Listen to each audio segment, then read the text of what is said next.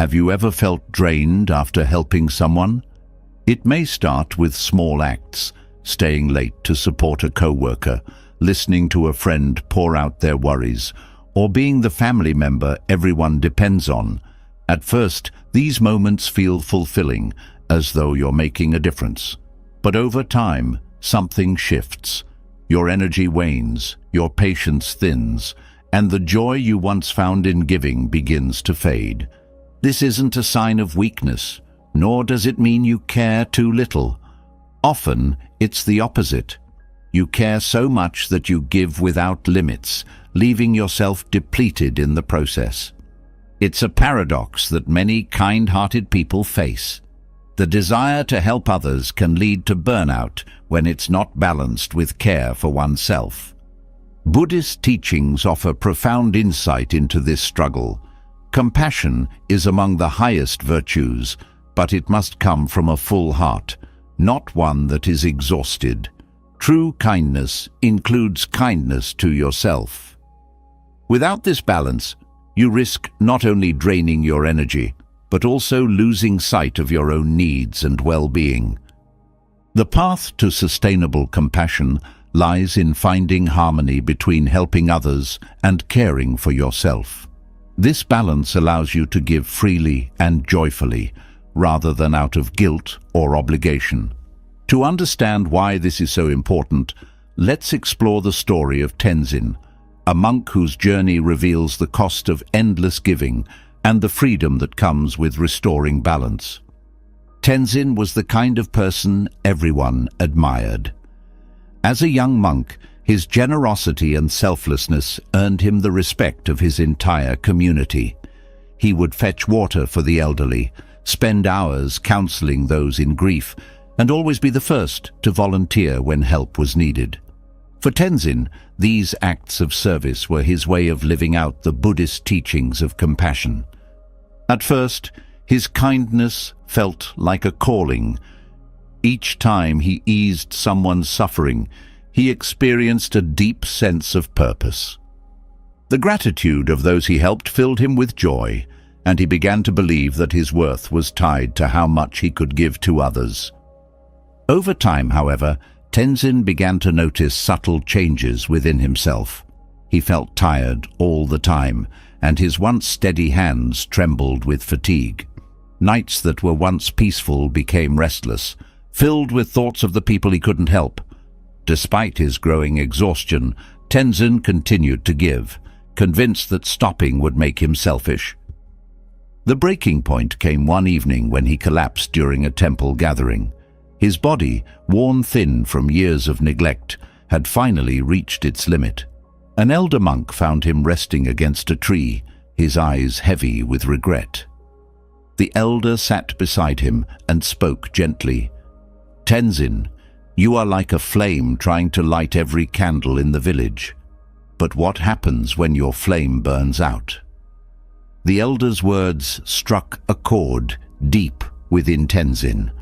For the first time, he realized that his endless giving wasn't sustainable. He had been so focused on helping others that he forgot to care for himself. The elder guided him back to an essential truth of Buddhist philosophy. Compassion must include oneself. Just as a flame cannot light others when it is extinguished, a person cannot give their best to others when they are empty inside. Tenzin's story reflects a universal experience. Many of us take pride in being the person others can rely on, the one who says yes, no matter the cost. Yet, over time, this constant giving takes a toll. It's not just physical exhaustion, it's an emotional and spiritual depletion that leaves us feeling disconnected from our own needs.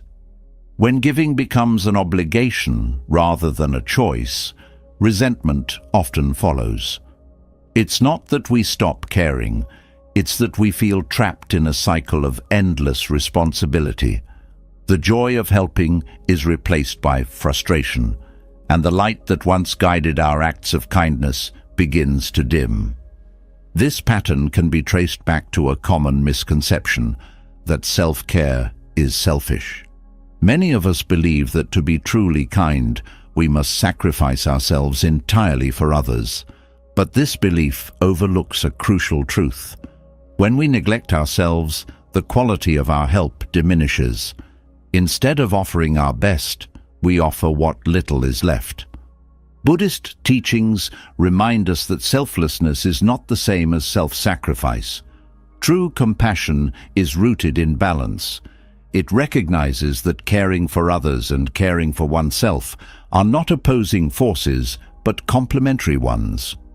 When we nurture our own well-being, we create a foundation from which our kindness can flow freely and sustainably. After his collapse, Tenzin began a slow but profound transformation. The elder monk introduced him to practices that allowed him to care for himself while continuing to serve others. Through meditation, Tenzin reconnected with his inner peace. He learned to set boundaries, recognizing that saying no was not an act of selfishness, but an act of self-preservation. With time, he discovered that these changes didn't diminish his compassion, they amplified it. Caring for oneself doesn't mean abandoning those who need help. It means acknowledging your limits and respecting them.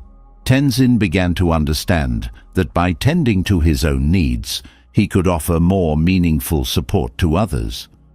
He found that the strength of his compassion came not from how much he gave, but from how deeply he cared. This shift allowed Tenzin to rediscover the joy in helping. No longer driven by guilt or obligation, he gave from a place of love and connection. His energy returned, his mind grew clearer, and his acts of kindness became more intentional. What once felt like a burden now felt like a blessing. Tenzin's story offers a powerful reminder for all of us. Whether we're parents, caregivers, friends, or colleagues, the desire to help others is a beautiful part of being human, but it's not a limitless resource. If we fail to care for ourselves, we risk burning out and losing the very qualities that make us capable of helping in the first place. Ask yourself, are you giving from a place of fullness, or are you running on empty? Are you tending your own flame, or are you risking burnout in the name of compassion? These questions are not meant to discourage you from helping others, but to encourage you to help yourself as well. Compassion is most powerful when it flows both ways, outward to others and inward to yourself. By embracing this balance, you not only preserve your energy, but also inspire those around you to do the same. The ripple effect of self-care and compassion can transform not just your life, but the lives of those you touch. The path forward is clear. Nurture your own well-being, honor your limits, and give with intention. In doing so, you ensure that your kindness remains a source of light, not just for others, but for yourself. And in the end, that balance is the greatest gift you can offer the world. The world feels brighter when acts of kindness unfold. A shared smile, a helping hand, or even the smallest gesture of support can spark a warmth deep within. There's a magic in giving that words often fail to capture. It connects us to something profound, an unseen thread binding humanity together. But why does helping others feel so fulfilling, even when it demands time and effort? What is it about compassion that lights up the soul? This journey into the noble pursuit of compassion will unravel the layers of human nature that make kindness such a powerful force. From the roots of Buddhist teachings to the undeniable pull we feel to help others, the answers reveal themselves through wisdom, reflection, and an exploration of the heart. Compassion is a universal language that transcends culture, religion, and circumstance. Deep down, humans are wired to care. Neuroscientists have discovered that acts of kindness activate the brain's reward centers, releasing chemicals like dopamine and oxytocin. These are the same feel-good chemicals associated with love, bonding, and joy. This physical response is a testament to how deeply compassion is embedded in our nature. From a Buddhist perspective, this innate desire to help others is not just a biological phenomenon, but a spiritual one. The teachings emphasize interconnectedness, the idea that all living beings are fundamentally linked. In helping others, we are, in a sense, helping ourselves, as we cannot thrive in isolation. When kindness flows, it harmonizes the bonds between individuals, creating a ripple effect of positivity that extends far beyond the initial act. Compassion is more than just a fleeting feeling. It's a practice and a way of life. It requires seeing beyond oneself and recognizing the shared struggles of existence. In Buddhism, this is often referred to as karuna, or the desire to alleviate suffering. Karuna teaches that helping others stems from an understanding of their pain, not pity or superiority. True compassion does not look down. It reaches across, seeking to uplift others as equals. One of the reasons compassion feels so fulfilling is that it aligns us with our higher selves. It allows us to act from a place of love and connection, rather than fear or selfishness. When we give, we tap into the best version of ourselves, the part that is free from ego and driven by empathy. This alignment brings a sense of purpose, a feeling that our actions matter in the greater tapestry of life. In modern society, where individualism often takes center stage, acts of compassion stand out as reminders of our shared humanity. Consider the moments when people come together during times of crisis, natural disasters, community tragedies, or personal hardships. These moments highlight the power of collective kindness. They remind us that we are not alone, and that even in the darkest times, the light of compassion shines through. Compassion also has a transformative effect on those who receive it. For someone in need, an act of kindness can be a lifeline, a spark of hope in a sea of despair. Buddhist teachings encourage practitioners to cultivate metta, or loving kindness, which goes hand in hand with compassion. While compassion seeks to alleviate suffering, loving kindness seeks to bring happiness. Together, they form a powerful duo that can heal wounds, bridge divides, and create lasting connections. At its core, compassion is a choice. It's a decision to act in the interest of another, even when there is no immediate benefit to oneself. This choice can be challenging, especially when life feels overwhelming. Yet, it's in these moments of challenge that compassion reveals its true strength. It teaches resilience, patience, and the ability to see beyond temporary discomfort for the sake of something greater. Buddhism offers practical ways to cultivate compassion, starting with mindfulness. By being present, we become more attuned to the needs of others and less consumed by our own worries. Mindfulness creates a space for empathy to grow, enabling us to respond with care rather than react out of frustration or indifference. Through practices like meditation and reflection, we can train our minds to approach situations with a compassionate heart. Another vital lesson from Buddhist teachings is the importance of intention. Acts of kindness should not be motivated by a desire for recognition or reward. Genuine compassion is selfless. It flows from an inner desire to bring comfort and joy. When we act with pure intentions, the fulfillment we experience is deeper and more enduring because it is rooted in authenticity. The ripple effect of compassion cannot be underestimated. When one person acts kindly, it inspires others to do the same. This chain reaction spreads positivity, creating a network of goodwill that strengthens communities and fosters unity. This interconnectedness is a cornerstone of Buddhist philosophy, which views all beings as part of an intricate web of existence. What affects one affects all, and acts of compassion are a powerful way to nurture this connection. Compassion also requires courage. It means stepping out of your comfort zone, taking risks, and sometimes facing rejection or misunderstanding. But this bravery is part of what makes compassion so rewarding. It's a reminder that even small actions can have profound impacts, and that the willingness to care is itself an act of strength. For those who struggle with feelings of inadequacy or self-doubt, helping others can be a source of healing. Buddhist teachings emphasize that compassion should extend inward as well as outward. Self-compassion is not about indulgence, but about treating yourself with the same kindness and understanding you would offer a friend.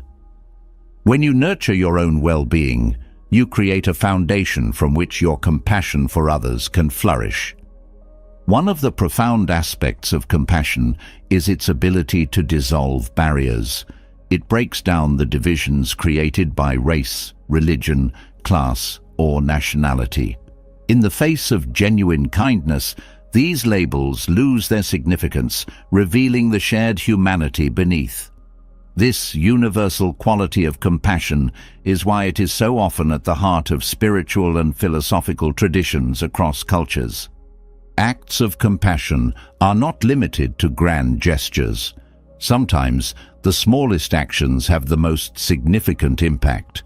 A smile to a stranger, a word of encouragement, or a helping hand in a moment of need. These seemingly minor acts carry immense power because they remind us of the goodness that exists in the world. In helping others, we also learn more about ourselves. Compassion deepens our understanding of what it means to be human. It shows us that vulnerability is not a weakness, but a bridge to connection. By acknowledging and addressing the pain of others, we confront our own struggles with greater empathy and wisdom. The journey of compassion is not without challenges. There will be times when it feels thankless, when your efforts go unnoticed or unappreciated. Yet, Buddhism teaches that the value of compassion lies not in the response it receives, but in the act itself. Kindness is its own reward, and the fulfillment it brings cannot be diminished by external circumstances. Compassion also has a profound impact on mental and physical health. Studies have shown that helping others reduces stress, lowers blood pressure, and even increases life expectancy. These benefits reflect the holistic nature of compassion, which nurtures not only the recipient, but also the giver. By creating harmony within, compassion extends that harmony outward. At its highest level, compassion becomes a way of being. It is not something you do, but something you embody. This transformation is what Buddhist teachings aspire to cultivate, a state of bodhicitta, or awakened heart, where kindness flows naturally and effortlessly. In this state, compassion is no longer a choice. It is an expression of your truest self. In a world often marked by division and hardship, compassion serves as a reminder of our potential for goodness. It shows us that even amidst the challenges of life, we can choose to be a source of light. This choice, though simple, holds the power to change lives, both others and our own. The pursuit of compassion is noble because it is both deeply human and profoundly spiritual.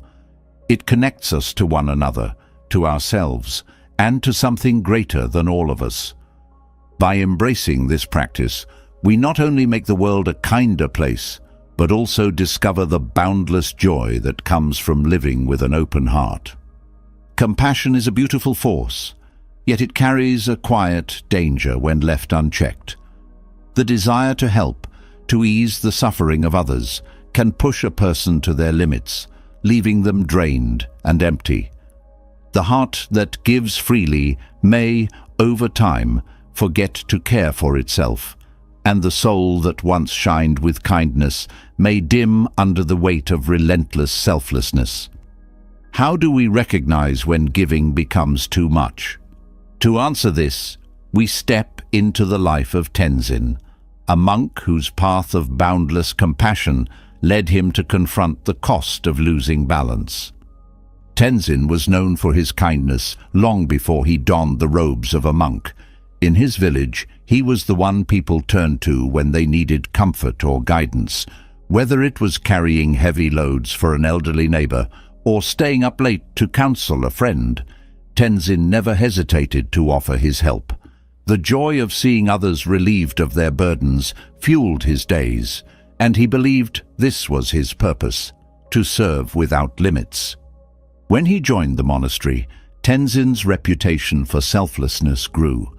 He volunteered for every task, from cleaning the meditation hall to fetching water from the river, a chore that required walking miles under the harsh sun. He was the first to greet visitors with warmth and the last to leave the evening prayers. The older monks admired his dedication, and the younger novices looked up to him. Tenzin, in their eyes, was the embodiment of compassion. But within Tenzin, cracks were beginning to form. He rarely spoke of his own struggles, brushing them aside as unimportant compared to the needs of others. When he felt tired, he pushed himself harder, reasoning that rest was a luxury he couldn't afford.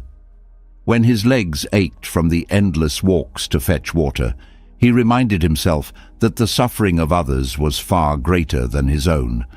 Tenzin believed that to be a true monk, he had to transcend his own discomfort, no matter the cost. The toll on Tenzin's body was gradual but unrelenting. His energy waned, and his once vibrant steps grew heavy. At night, his sleep was restless, filled with worries about the tasks left undone and the people he had yet to help. Yet, he ignored these signs, convinced that they were simply tests of his commitment to the path of compassion. The greater toll, however, was on Tenzin's mind. As exhaustion took hold, he began to feel a quiet resentment, not toward the people he helped, but toward himself. Why couldn't he do more? Why did he feel so weak when others seemed so strong? These questions lingered in his thoughts, eroding the joy he once found in service. He began to see his own needs as failures, as obstacles that kept him from being the person he aspired to be. One evening, during a particularly long meditation session, Tenzin felt a sharp pain in his chest. It wasn't physical, but emotional, a deep ache that he couldn't ignore. He opened his eyes, his breath shallow, and for the first time, he allowed himself to confront the truth he had been avoiding. He was tired, not just in his body, but in his soul. His endless giving had left him empty, and the compassion he once offered so freely now felt like a burden he couldn't carry. The elder monk of the monastery noticed Tenzin's struggle and approached him after the session. "You give so much, Tenzin," the elder said, his voice kind but firm.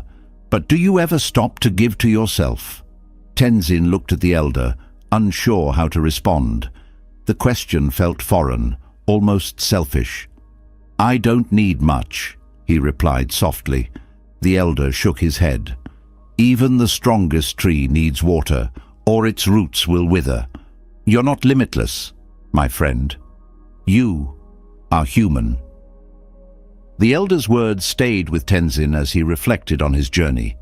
He realized that his belief in boundless selflessness had blinded him to an essential truth. Compassion must flow inward as well as outward. By neglecting his own needs, he had not only harmed himself, but had also diminished his ability to help others. His acts of kindness, once fueled by love and joy, had become mechanical, driven by a sense of duty rather than genuine care. Tenzin began to see how his unbalanced selflessness had impacted his relationships. The novices who once admired him now hesitated to approach, sensing his growing weariness. The villagers who sought his help noticed his strained smiles and quiet exhaustion. Even the elder monks, who had once praised his dedication, expressed concern for his well-being. Tenzin realized that his efforts, though well-intentioned, were unsustainable. He could not pour from an empty cup, and his constant giving had left him with nothing to offer. The journey to reclaim balance was not easy for Tenzin. It required him to unlearn the beliefs that had guided him for so long.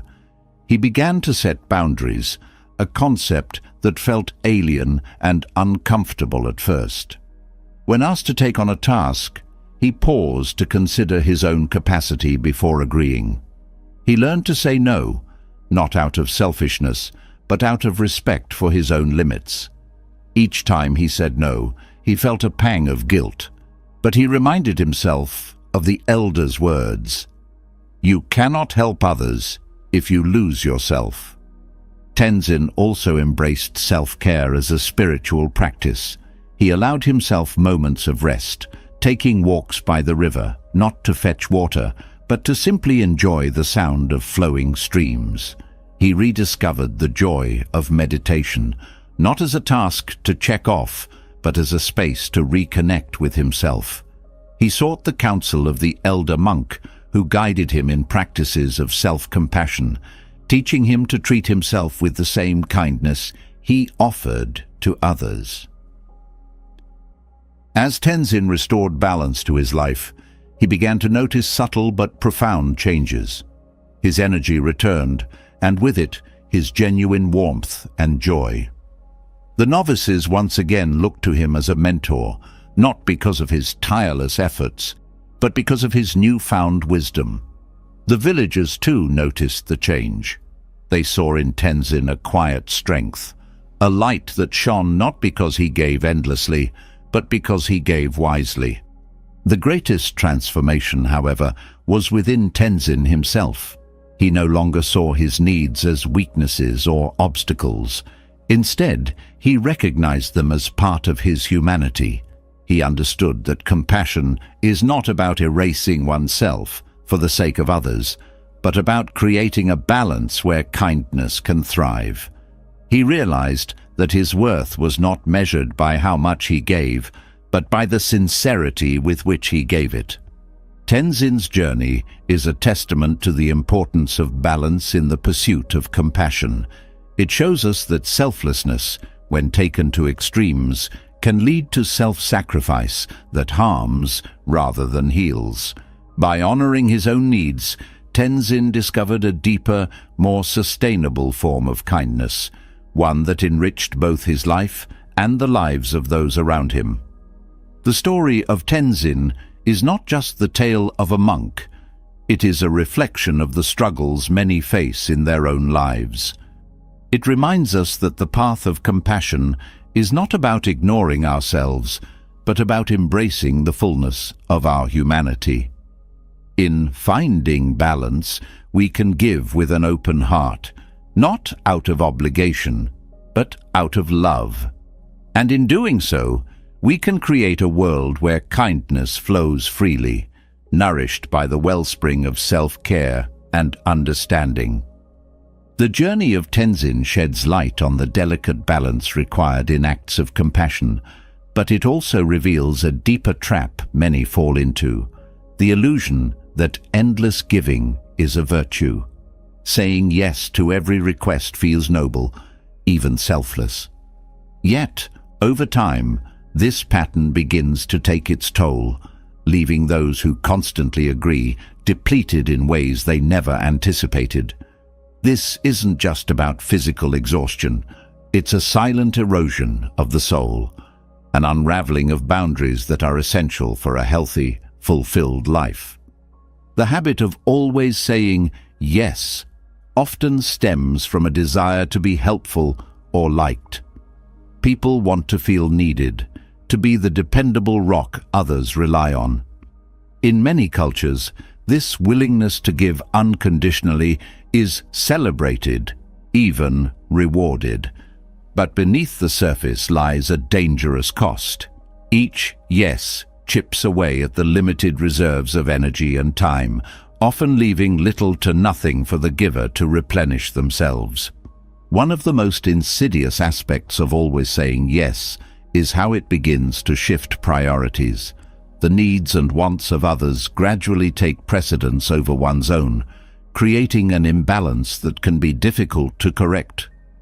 Work responsibilities bleed into personal time. Social obligations multiply. Even moments of rest are intruded upon by the nagging thought that something more could be done for someone else. This constant state of doing leaves little room for simply being. Emotionally, the weight of perpetual agreement can lead to resentment. It begins subtly, perhaps as a passing thought. Why am I the only one doing this? Over time, this feeling grows, becoming a constant undercurrent that taints relationships and interactions. The person who once found joy in helping others may start to feel trapped, unable to break free from the expectations they've unknowingly set for themselves. Physical exhaustion is another inevitable consequence. The body is not designed to operate without rest or boundaries. Late nights spent accommodating others, skipped meals in favor of fulfilling another task, or missed sleep due to overcommitment eventually catch up.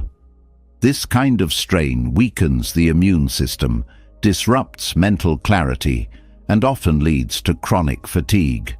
The very people who seem to have endless energy for others are often the ones silently struggling to keep up. The psychological toll can be even more profound. Constantly saying yes fosters a sense of inadequacy when even the slightest task is left undone.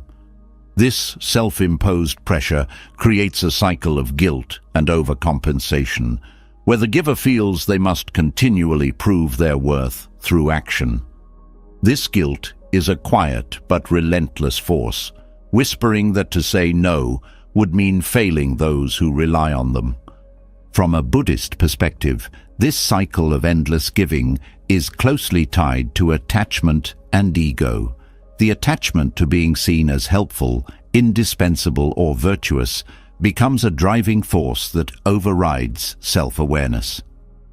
Ego, in this context, isn't about arrogance, but about the identity built around being the one who always helps. This identity becomes a burden when it leads to suffering, both for the giver and those around them. Saying yes all the time can also hinder others' growth. By constantly stepping in to help, the giver inadvertently robs others of the opportunity to solve their own problems or learn from challenges. Buddhism teaches that suffering is a natural part of life and often a necessary teacher. By always trying to shield others from difficulty, the habitual helper may unknowingly interfere with the lessons that life is trying to offer. There's also a social dimension to this habit. People who always say yes often find themselves surrounded by individuals who take advantage of their generosity. This isn't to say that all requests are made with ill intent, but the absence of boundaries creates an environment where others may unconsciously exploit the giver's willingness. Relationships become transactional, built on expectations rather than mutual respect. Breaking free from the illusion of endless giving requires a fundamental shift in perspective. It begins with understanding that saying no is not an act of rejection, but an act of self-respect. Setting boundaries is a way of honoring one's own needs while still valuing the needs of others. Boundaries don't close doors. They define the spaces where genuine connection and meaningful help can occur. The practice of mindful awareness is a valuable tool in this process. By pausing before responding to a request, one can assess whether the act of saying yes aligns with their current capacity and priorities. This pause allows for a thoughtful response rather than an automatic reaction, creating space for discernment and balance.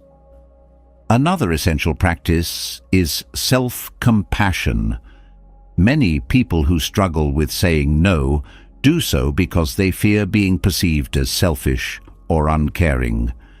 By cultivating self-compassion, one can begin to see that taking care of oneself is not only acceptable but necessary. Self-compassion helps dissolve the guilt associated with setting limits, replacing it with a sense of inner peace and understanding. Learning to say no also involves embracing discomfort. It's not easy to decline requests, especially from those we care about. But this discomfort is often temporary, and it pales in comparison to the long-term exhaustion of overextending oneself. Over time, people who are accustomed to hearing yes will adjust to the boundaries being set. Respect grows when limits are communicated clearly and respectfully. Communication plays a crucial role in this transformation. Saying no doesn't have to be harsh or abrupt. It can be expressed with kindness and clarity, such as, "I'd love to help, but I'm unable to take this on right now."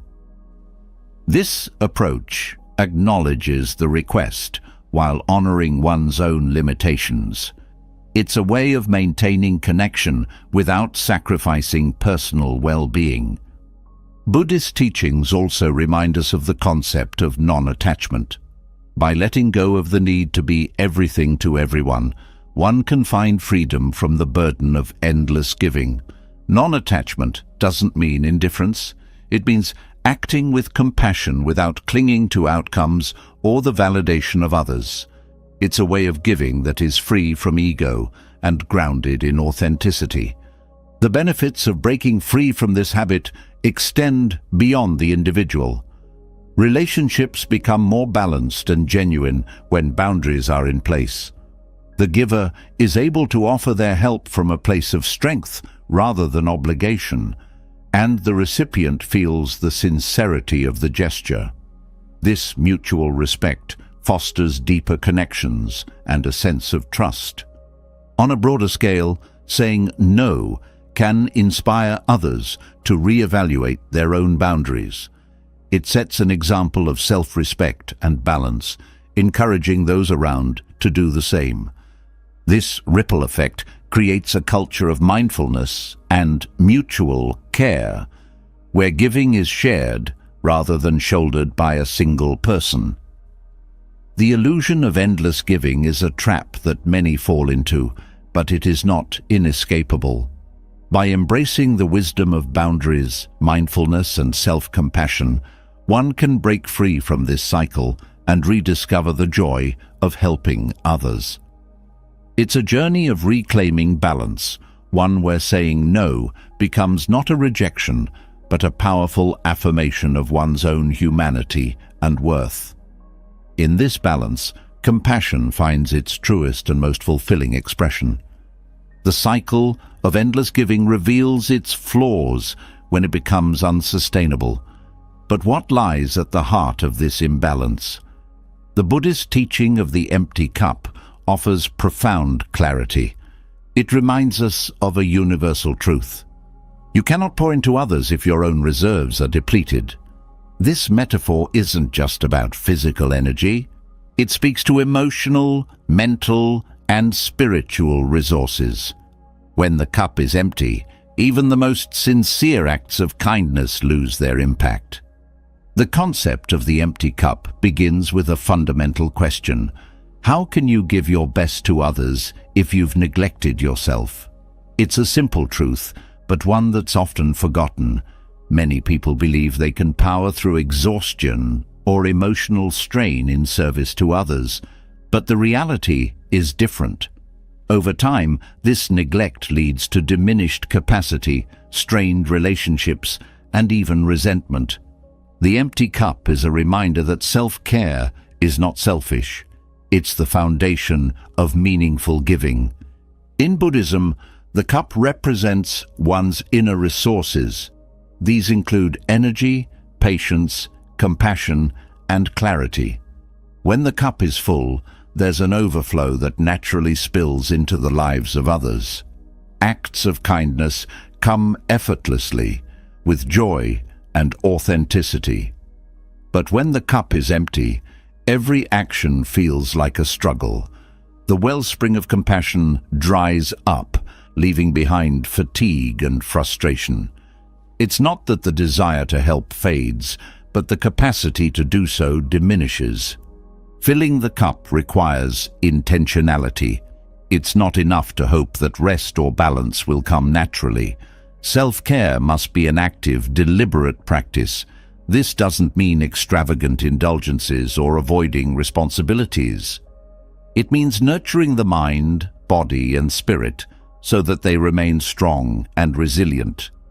For some, this might involve meditation or quiet reflection.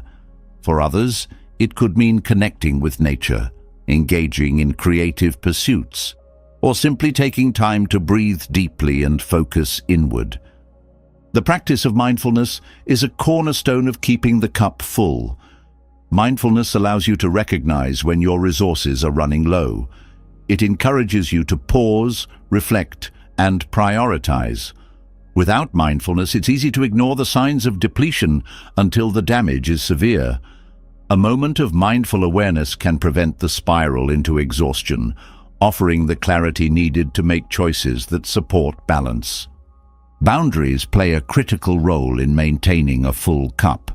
They protect your energy and ensure that your giving remains sustainable. Boundaries are not walls. They are guiding lines that define how much you can give without compromising yourself. They help you discern between what aligns with your values and what drains your reserves unnecessarily. In doing so, boundaries create a space where self-care becomes a natural part of daily life. Another essential element of filling the cup is acknowledging your own needs. This can be difficult, especially for those who have internalized the belief that their worth is tied to how much they can give. Recognizing your needs requires vulnerability and honesty. It's about saying, "I matter too," and treating yourself with the same kindness you extend to others. This shift in perspective can be transformative, allowing you to see self-care not as a luxury, but as a necessity. The act of replenishing your inner cup often requires slowing down. In a world that celebrates constant productivity, pausing can feel counterintuitive. But rest is not a sign of weakness. It's a source of strength. Rest allows the body to heal, the mind to clear, and the spirit to rejuvenate. It creates space for reflection and renewal, enabling you to return to your efforts with greater focus and intention. Gratitude is another practice that helps keep the cup full. By focusing on the positive aspects of life, gratitude shifts attention away from stress and negativity. It fosters a sense of abundance, reminding you of the good that exists even in challenging times. This mindset nurtures emotional resilience, making it easier to navigate difficulties without becoming overwhelmed. Community support is also invaluable in this process. Sharing burdens with trusted friends, family, or colleagues lightens the load and creates opportunities for mutual care. In Buddhism, the concept of Sangha, or spiritual community, emphasizes the importance of connection. A supportive community acts as a safety net, catching you when you falter and offering encouragement when your reserves are low. The metaphor of the empty cup extends beyond the individual. It applies to families, communities, and even organizations. When collective resources are depleted, relationships strain, productivity wanes, and the sense of shared purpose erodes. In contrast, when a group prioritizes self-care and mutual support, its strength and capacity for compassion grow exponentially. This collective fullness creates an environment where everyone thrives. The empty cup also serves as a caution against martyrdom. While self-sacrifice may seem noble, it often leads to burnout and resentment. Giving from an empty cup benefits no one, as it diminishes both the giver and the recipient. True generosity comes from a place of abundance, where the act of giving enriches both parties. This is why replenishing your inner resources is not only a personal responsibility, but also a gift to those around you. The ripple effect of a full cup cannot be overstated. When you take care of yourself, you inspire others to do the same. Your energy, clarity, and kindness become a model for balanced living. This influence extends far beyond individual interactions, shaping a culture where self-care and compassion coexist harmoniously. In this way, filling your own cup is not a selfish act, but a contribution to the well-being of the larger world. The teachings of the empty cup also remind us of impermanence. Resources are not infinite, and they must be continually replenished. This awareness encourages humility and mindfulness, allowing you to approach life with gratitude and intention. It's a reminder that balance is a dynamic process, one that requires ongoing effort and reflection. In daily life, applying the empty cup metaphor means paying attention to the signals your body and mind send. Fatigue, irritability, and lack of focus are often signs that your cup is running low. Listening to these signals and responding with care prevents long-term damage. It also fosters a deeper connection to yourself, building self-trust and resilience. The practice of filling your cup is deeply personal. What nourishes one person may not resonate with another. The key is to discover what truly restores you and to make it a regular part of your life. This exploration can be a journey of self-discovery, revealing insights about your values, passions, and priorities. As you learn to keep your cup full, the quality of your giving transforms. Acts of kindness flow naturally, unburdened by obligation or exhaustion. Your presence becomes a source of calm and inspiration, radiating a strength that others can draw from. This is the power of self-care. It amplifies your ability to make a positive impact without sacrificing your own well-being. The empty cup is a metaphor with profound implications. It challenges the notion that endless giving is sustainable or virtuous, instead highlighting the importance of balance and self-care. By nurturing your inner resources, you create a foundation from which true compassion can flourish. This practice not only enriches your own life, but also empowers you to uplift others in meaningful and lasting ways. Recognizing the importance of replenishing your own reserves leads naturally to a deeper question. Where does the balance lie between selflessness and self-sacrifice? The two often seem intertwined, but their differences hold the key to understanding how compassion can uplift rather than deplete. While selflessness is rooted in care and connection, self-sacrifice can erode one's sense of self, leaving behind exhaustion and emptiness.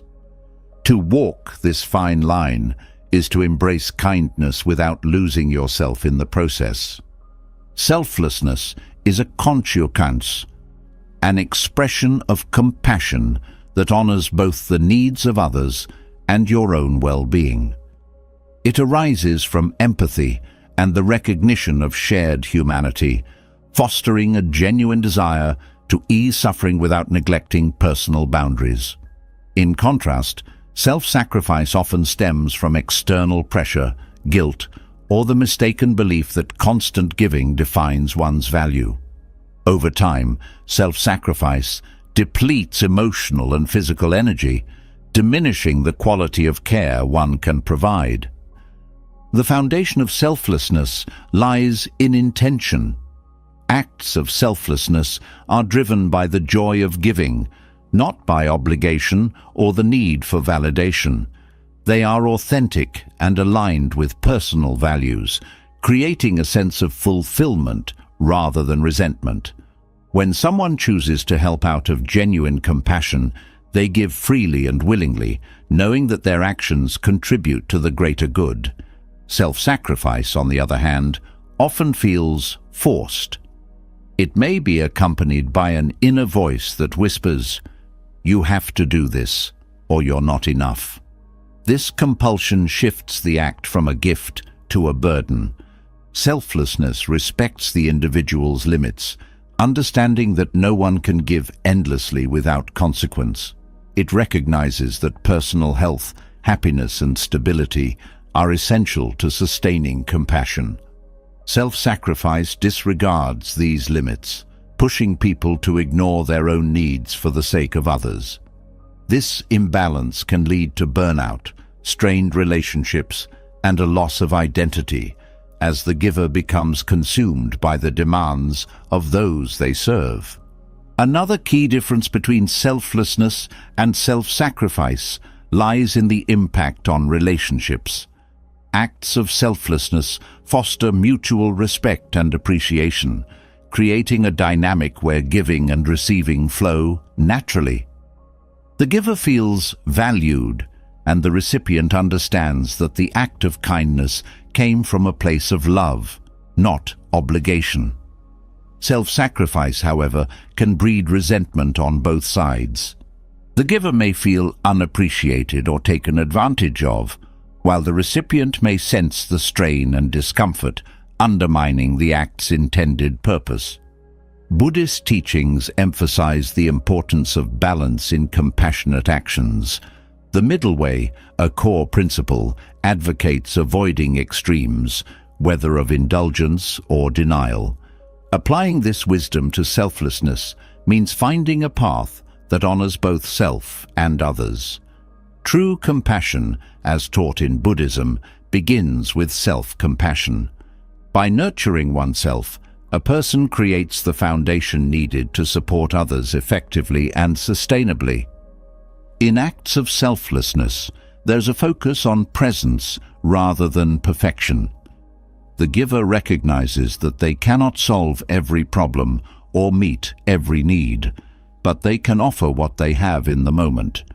This approach avoids the trap of overcommitment, which often accompanies self-sacrifice. By acknowledging their own limitations, selfless individuals maintain their integrity and avoid overextending themselves. Self-sacrifice often arises from deeply ingrained beliefs about worth and identity. Many people equate their value with how much they can give, fearing that saying no will make them appear selfish or unkind. This fear can trap them in a cycle of overgiving, where their sense of self becomes tied to the approval of others.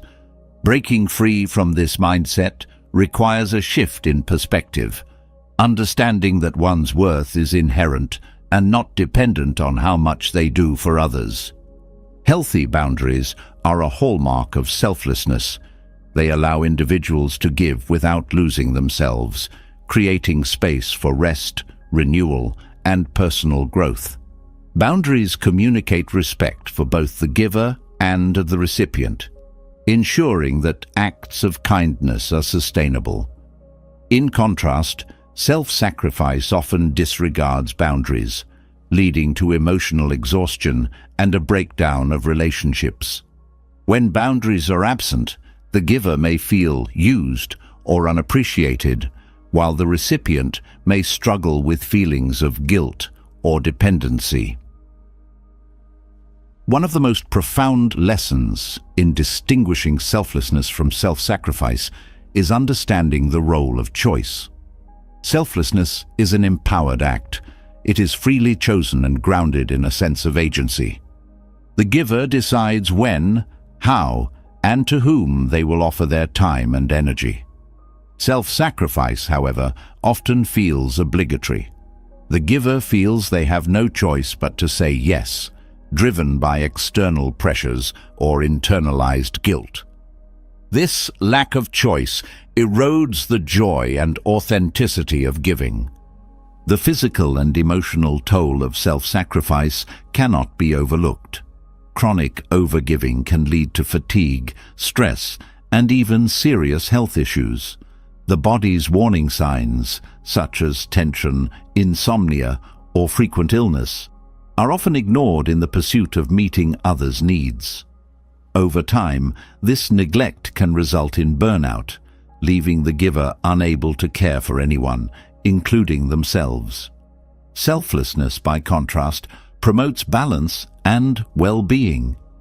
It acknowledges the importance of self-care as a foundation for compassionate action, ensuring that the giver remains healthy and capable. From a spiritual perspective, selflessness aligns with the principle of interdependence. It recognizes that all beings are connected and that caring for oneself contributes to the well-being of the whole. Acts of selflessness are not about martyrdom. They are about participating in the natural flow of giving and receiving. Self-sacrifice, however, disrupts this balance. By prioritizing others at the expense of oneself, the giver creates a dynamic that is unsustainable and ultimately harmful to all involved. One way to cultivate selflessness while avoiding self-sacrifice is through mindfulness. By staying present, individuals can tune into their own needs and the needs of others, making thoughtful decisions about how to give. Mindfulness also helps identify when selflessness begins to tip into self-sacrifice, providing the awareness needed to restore balance. This practice fosters a deeper connection to oneself and to the act of giving, enhancing its authenticity and impact. Another valuable practice is self-reflection. Taking time to assess motivations, intentions, and outcomes can help distinguish between selfless acts and those driven by a sense of obligation. Questions such as, am I giving from a place of love or fear? And does this act align with my values and capacity? Can provide clarity and guide decision-making. Self-reflection also builds self-awareness, strengthening the ability to recognize and honor personal limits. Compassionate communication plays a crucial role in navigating the fine line between selflessness and self-sacrifice.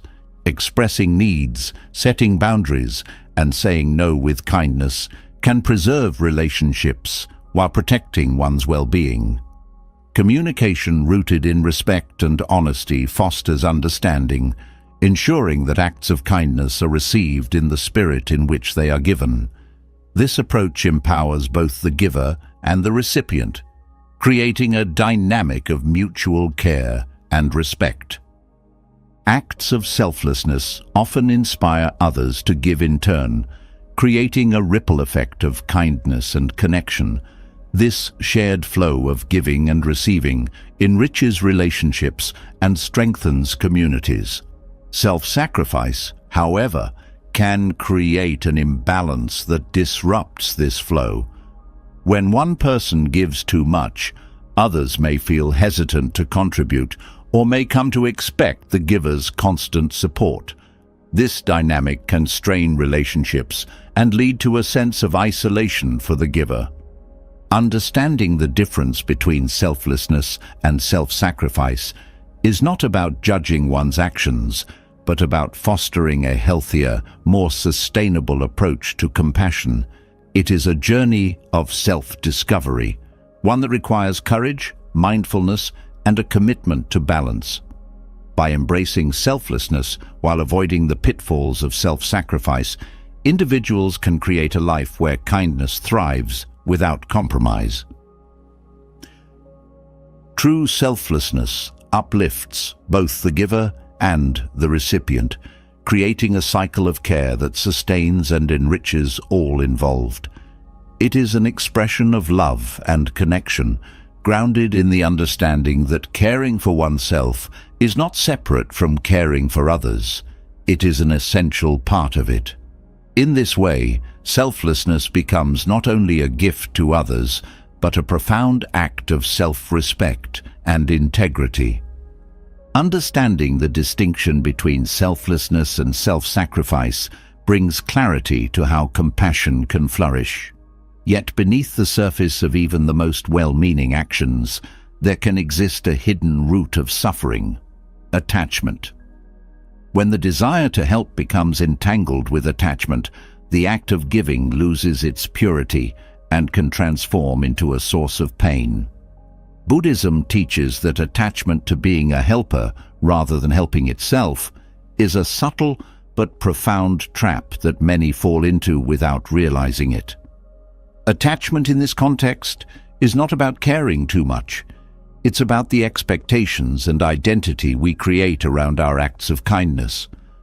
When helping others becomes tied to a need for validation, recognition, or a sense of worth, the focus shifts away from genuine compassion. Instead of giving freely, one begins to give conditionally, often without being fully aware of it. This attachment creates a cycle of dependency, where the helper's sense of self becomes reliant on the approval or gratitude of others. At its core, attachment arises from a misunderstanding of impermanence. In Buddhist philosophy, all things are transient, including the outcomes of our actions. When someone becomes attached to the results of their efforts, they set themselves up for disappointment. For example, if a person helps a friend in need but feels hurt when their efforts are not acknowledged, it reveals an underlying expectation that their kindness should be rewarded. This expectation is a form of attachment, and it is a source of suffering because it places one's happiness in something beyond their control. Attachment to the identity of being a helper can also lead to an inflated sense of responsibility. The belief that one must always be available, always solve problems, or always meet the needs of others creates an unbearable weight. This burden is self-imposed, fueled by the fear of failing to live up to the image one has constructed. Over time, this constant pressure can lead to exhaustion, resentment, and a sense of inadequacy when the demands become too great. Buddhism teaches that attachment often masquerades as love or compassion, but the two are fundamentally different. Genuine compassion is selfless and unconditional. It seeks to alleviate suffering without seeking anything in return. Attachment, however, is conditional. It clings to outcomes, reciprocation, or the roles we assign ourselves and others. This distinction is crucial because it reveals why attachment can never truly bring peace, even when it seems tied to noble intentions. Another way attachment manifests is through the desire for control. When helping others, it's natural to want to see positive results. However, when this desire becomes an expectation, it turns into attachment.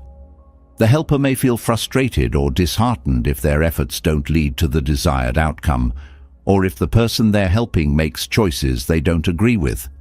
This frustration stems from the attachment to controlling the situation rather than accepting it for what it is. The act of helping can also become a means of avoiding one's own struggles.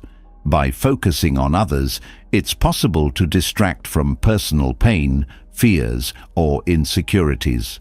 While helping others can indeed be healing, using it as an escape creates a dependency that ultimately leads to suffering. The attachment to being a helper becomes a way to avoid introspection, but this avoidance only delays the inner work that is necessary for true growth and peace. Recognizing attachment in helping others requires deep self-awareness. It begins with questioning motives. Are you helping because you genuinely want to, or because you feel you have to? Are you giving freely, or are you seeking something in return, even if it's just a sense of validation? These questions are not meant to diminish the value of kindness, but to ensure that it remains rooted in authenticity. Letting go of attachment doesn't mean becoming indifferent or withdrawing from acts of kindness. On the contrary, it allows compassion to flow more freely, without the weight of expectations or the need to control outcomes. The act of helping becomes purer and more fulfilling. It shifts from being a transaction to a gift, given with an open heart and no strings attached. Buddhist teachings emphasize the practice of equanimity as a way to overcome attachment. Equanimity is the ability to remain calm and balanced, regardless of external circumstances. In the context of helping others, it means offering kindness without clinging to how it is received or what it achieves. Equanimity frees the helper from the emotional highs and lows that come with attachment, creating a sense of inner stability and peace. Detachment also involves embracing impermanence. By understanding that all things are temporary, one can let go of the need to control or cling to specific outcomes. This doesn't mean giving up or becoming passive. It means acting with intention while accepting that the results are not entirely in one's hands. This perspective fosters a sense of freedom, allowing the helper to focus on the present moment rather than becoming entangled in worries about the future. Another important aspect of releasing attachment is practicing self-compassion. Many people who struggle with attachment to helping others are harsh on themselves, feeling that they must always do more or be better. Self-compassion helps to break this cycle by fostering a sense of self-worth that is not dependent on external validation. When one learns to value themselves unconditionally, the need to seek worth through helping others diminishes. The ripple effects of letting go of attachment are profound. Relationships become healthier as the giver no longer imposes unspoken expectations on those they help. Acts of kindness become more impactful because they're given freely, without the subtle undercurrent of obligation.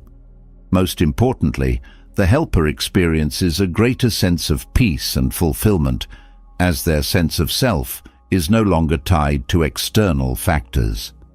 Breaking free from attachment requires ongoing mindfulness and reflection. It's not a one-time effort, but a continuous practice of observing thoughts, emotions, and actions. By staying present and aware, it becomes easier to recognize when attachment begins to creep in and to gently redirect intentions back to genuine compassion. This journey also involves cultivating gratitude.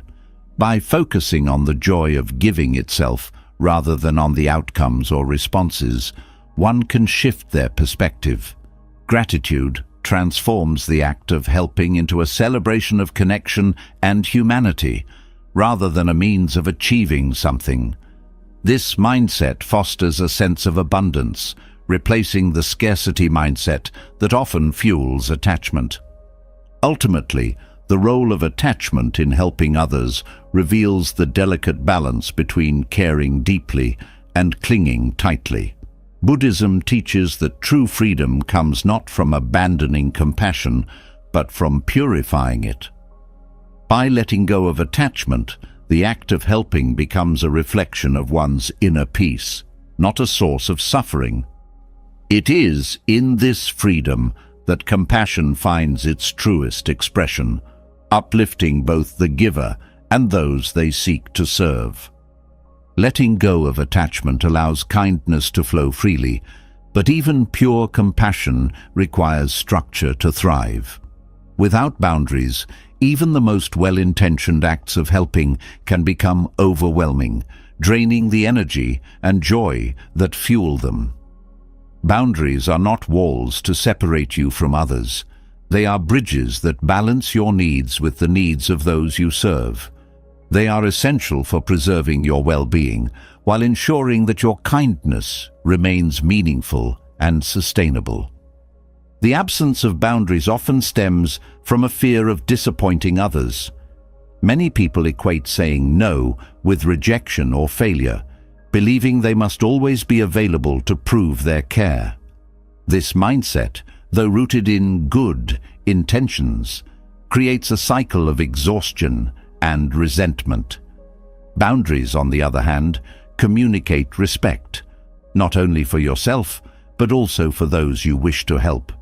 They ensure that when you say yes, it is a genuine, wholehearted commitment rather than a reluctant obligation. Boundaries begin with self-awareness. Recognizing your limits requires an honest assessment of your emotional, physical, and mental capacity. This is not about focusing on weaknesses, but about understanding the balance needed to maintain your well-being. Without this clarity, it's easy to overcommit, leaving little energy for yourself or for the people who matter most. Self-awareness helps you identify when to step forward and when to step back, allowing you to offer support without depleting your own resources. Setting boundaries involves clear and compassionate communication. It's about expressing your needs in a way that others can understand and respect. This might mean saying, "I'd love to help, but I can't take this on right now," or "I need some time to recharge before I can be fully present."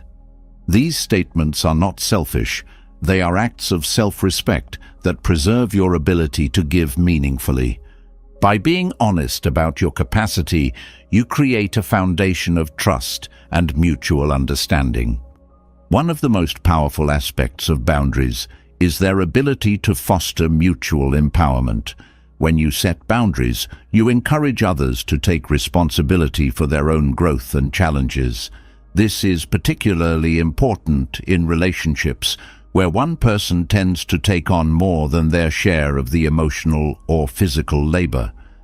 Boundaries create space for others to step up, fostering a sense of independence and resilience that benefits everyone involved. Boundaries also protect your time and energy, which are finite resources. Without them, it's easy to become overextended, juggling too many responsibilities at once. This constant state of busyness can lead to burnout, leaving you unable to care for yourself or others. Boundaries act as a filter, helping you prioritize what truly matters and let go of distractions that drain your energy. They allow you to focus on the commitments that align with your values and bring you fulfillment. Buddhist teachings offer profound insights into the importance of boundaries. The concept of the middle way emphasizes balance, not giving too much or too little, but finding the path that sustains harmony. Boundaries are a practical expression of this principle. They help you navigate the fine line between selflessness and self-sacrifice, ensuring that your actions are guided by wisdom rather than impulse or guilt. Boundaries are also essential for maintaining emotional resilience. When you give without limits, it's easy to become overwhelmed by the challenges and emotions of those you're helping. This emotional weight can cloud your perspective, making it difficult to offer effective support. Boundaries create a healthy separation that allows you to remain compassionate without absorbing the struggles of others. They enable you to provide guidance and care while maintaining your own emotional stability. Learning to set boundaries requires practice and patience. It's not always easy to say no, especially when faced with someone in need. But each time you assert your limits, you strengthen your ability to honor them. This process builds confidence, helping you recognize that setting boundaries is not about being unkind. It's about being responsible. It ensures that your kindness is sustainable and that you remain true to yourself. Boundaries are not static. They evolve as your circumstances and relationships change. What works in one phase of life may need adjustment in another. This adaptability is crucial as it allows you to respond to new challenges without compromising your well-being. By regularly reflecting on your boundaries, you can ensure that they continue to serve your needs and the needs of those around you. Another benefit of boundaries is the clarity they bring to relationships. When expectations are clear, misunderstandings and frustrations are minimized. This transparency strengthens trust and fosters healthier connections, as both parties feel respected and valued. Boundaries create a foundation for open communication, allowing relationships to grow in a way that honors the individuality of everyone involved. Boundaries are not just about saying no, they are about creating space for meaningful yeses. By setting limits, you free yourself from unnecessary obligations, allowing you to focus on the commitments that align with your values and passions. This intentional approach to giving enhances the quality of your actions, making them more impactful and rewarding. It transforms helping others from a draining task into a joyful expression of compassion. In the absence of boundaries, it's easy to fall into patterns of overgiving. This can lead to a sense of martyrdom, where one's worth becomes tied to how much they sacrifice. Boundaries break this cycle by reinforcing the idea that your value is not dependent on how much you do for others. They remind you that self-care and compassion are not opposing forces, but complementary ones, both essential for a fulfilling life. Boundaries also protect your physical health. Overcommitting can lead to chronic stress, fatigue, and other health issues that diminish your ability to give. By setting limits, you create a buffer that allows your body to rest and recover. This not only benefits you, but also ensures that you can continue to support others in a way that is sustainable and effective.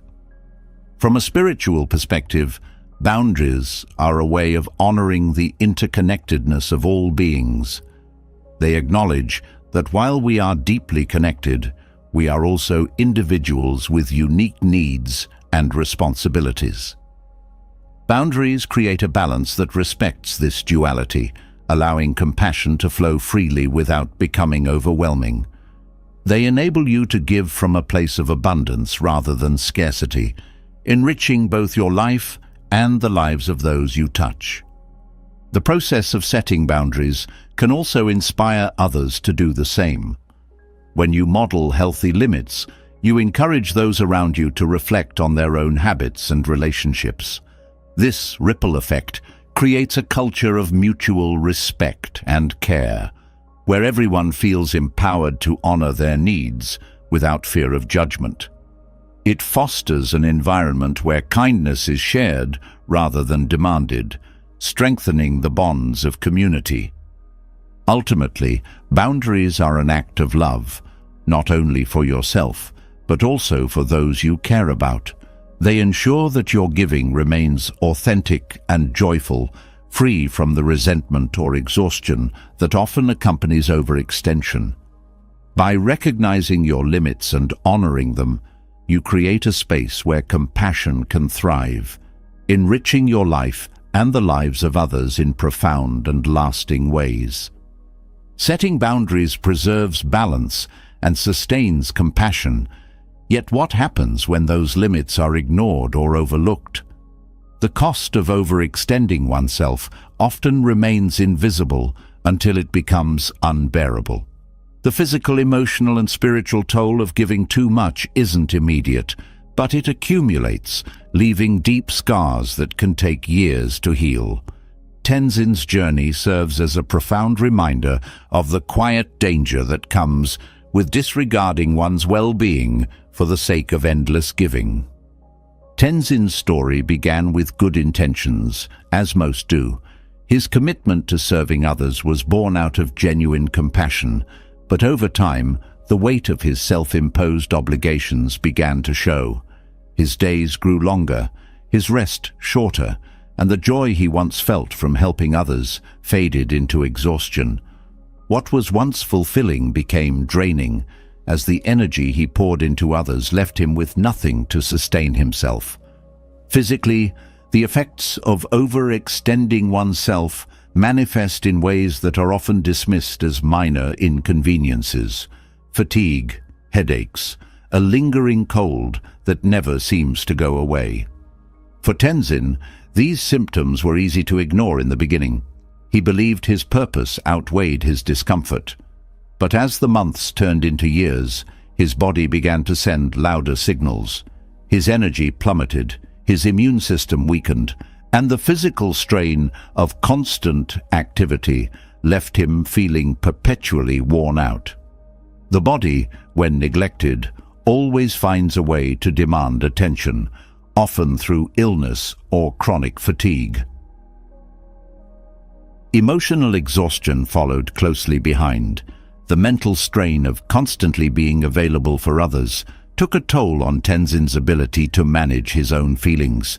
He became irritable, even resentful, though he struggled to admit it. These emotions conflicted with the image he had of himself as a compassionate and selfless person, leading to guilt and self-doubt. This internal conflict created a cycle where Tenzin pushed himself harder, hoping to silence the guilt, only to deepen his exhaustion. The spiritual toll of overextending oneself is perhaps the most insidious. For Tenzin, his spiritual practice became a chore rather than a source of renewal. The connection he once felt to his purpose and faith was replaced by a sense of obligation. His meditation sessions, once a refuge, felt like another task to complete.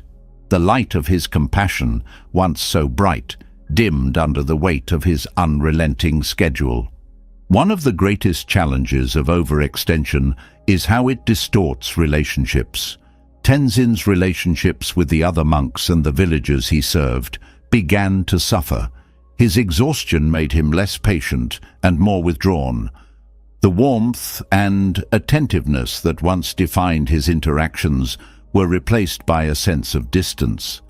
People noticed, but few understood the depth of his struggle. Overextending oneself often creates an illusion of strength, making it difficult for others to see when help is needed. The mind, too, bears the burden of overextending. For Tenzin, sleepless nights were filled with racing thoughts, worries about unfinished tasks, fears of letting others down, and the nagging sense that he wasn't doing enough. This mental overload eroded his focus and clarity, making it harder to approach challenges with the calm and wisdom he once possessed. The mind, like the body, requires rest to function at its best, and without it, even the simplest decisions become daunting. Overextension also has a ripple effect on self-esteem.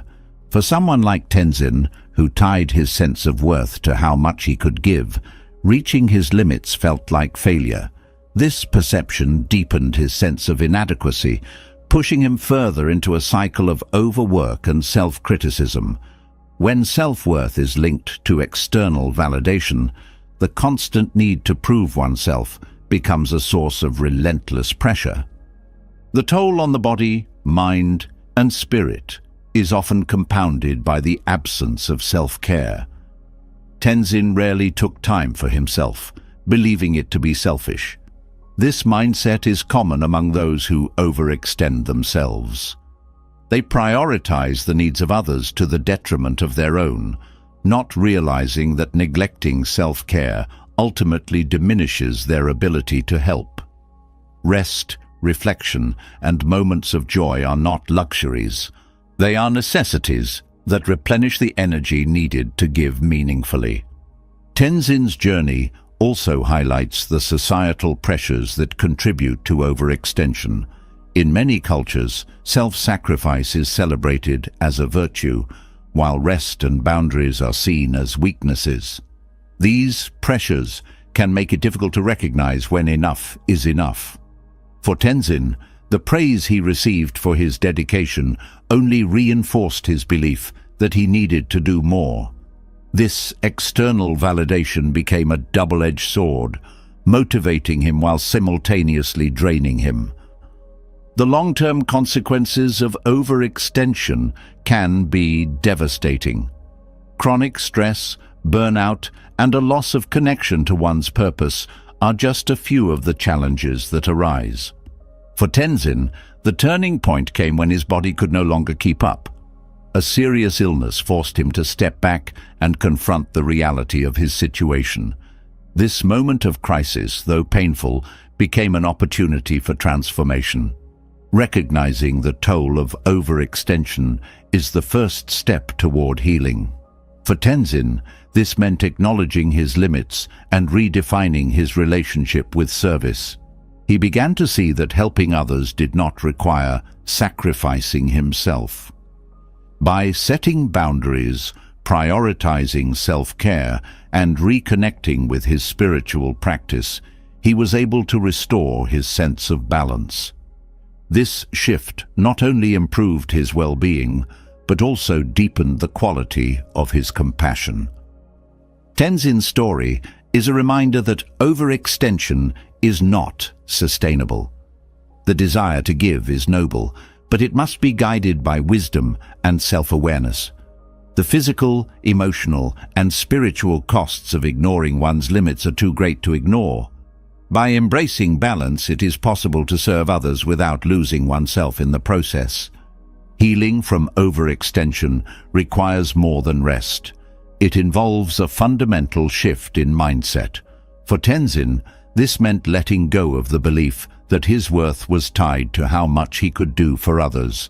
He learned to value himself not for his actions, but for his being. This change allowed him to give from a place of abundance rather than depletion, transforming his approach to service. The lessons from Tenzin's journey are universal. They remind us that the most effective way to help others is to first take care of ourselves. The body, mind, and spirit are interconnected, and neglecting one affects all. By honoring our limits, we can create a foundation of strength and resilience that allows compassion to flourish. Overextending oneself is a path that many tread, often without realizing it. Tenzin's story offers a powerful reminder of the importance of balance, self-care, and self-awareness. It shows that compassion is not about how much you can do, but about how you choose to give. By recognizing the toll of excessive giving and making intentional changes, it is possible to serve others while preserving your own well-being.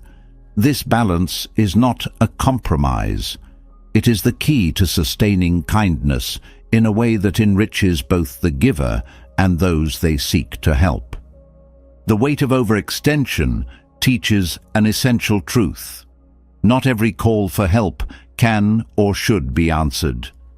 In the journey to maintain balance and preserve one's well-being, there comes a time when saying no is not only necessary, but deeply compassionate.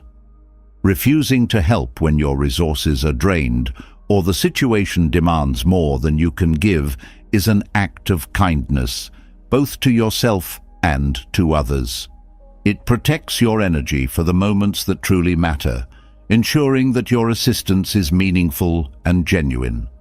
Saying no is often misunderstood as selfish or unkind. Many people associate it with rejection, fearing it might harm relationships or disappoint others.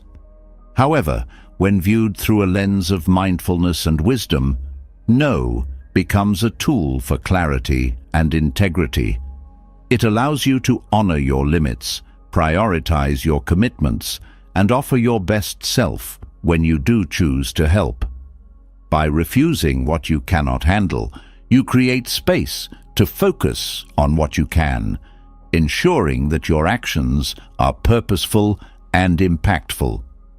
The act of saying no begins with recognizing that your time and energy are finite. Every yes carries a cost, whether it's time away from loved ones, diminished focus on personal goals, or a toll on your physical and mental health. Without boundaries, Even the most well-meaning person can become overwhelmed, unable to provide the quality of care or attention that others deserve. By acknowledging your limitations, you take the first step toward making choices that align with your values and capacity. Refusing to help at certain times also respects the autonomy and growth of others. Constantly stepping in to solve problems or meet needs can create a dependency that hinders the development of resilience and self-reliance in those you aim to support. By saying no, you give others the opportunity to explore their own strength, creativity, and problem-solving abilities. This is not abandonment. It is empowerment, a way of fostering independence while preserving your own energy for situations where your help is truly needed. Saying no can also prevent resentment. When you agree to something out of obligation rather than genuine willingness, it's easy for frustration to build over time. This frustration, though often unspoken, can strain relationships and diminish the joy of giving. A thoughtful no, delivered with kindness and honesty, can prevent such tension, maintaining the integrity of your connections and ensuring that when you do say yes, it comes from a place of sincerity. The wisdom of no is deeply connected to the practice of self-care. Refusing to take on more than you can handle is an act of self-respect that allows you to replenish your inner resources. This self-care is not indulgent, it is essential. Without it, your ability to serve others diminishes, as does your capacity to navigate life's challenges with clarity and resilience. Saying no creates the space you need to rest, reflect, and renew, enabling you to return to your commitments with a sense of purpose and vitality. Mindfulness plays a key role in discerning when to say no. By staying present and attuned to your feelings and energy levels, you can recognize when a request aligns with your abilities and when it does not. This awareness allows you to make decisions that honor both yourself and the person making the request. A mindful no is not reactive or defensive. It is calm, clear, and compassionate, acknowledging the other person's needs while remaining true to your own. The courage to say no often comes from understanding that you cannot control how others perceive your choices. It is natural to worry about disappointing people or being misunderstood, but this fear should not dictate your actions. Your responsibility is to act with integrity, not to manage others' reactions. Over time, those who value and respect you will come to appreciate your honesty and the care you take in preserving your well-being. Saying no can also serve as a model for others. When you set boundaries and prioritize self-care, you inspire those around you to do the same. This ripple effect creates a culture of mutual respect and understanding where everyone feels empowered to honor their limits without guilt or shame. In this way, the wisdom of no extends beyond the individual, fostering healthier relationships and communities. The practice of saying no requires self-compassion. It is easy to second-guess your decisions or feel guilty for not meeting every request. However, self-compassion reminds you that you are human, with limits and needs that deserve attention. Treating yourself with the same kindness and understanding that you offer to others reinforces the importance of balance and helps you navigate the complexities of setting boundaries. There's a profound simplicity in the act of saying no. It is a way of aligning your actions with your values, ensuring that your time and energy are spent on what truly matters. This clarity not only benefits you but also enhances the quality of your contributions. When you say yes after thoughtfully considering your capacity, your commitment carries greater weight and authenticity, making your support more meaningful.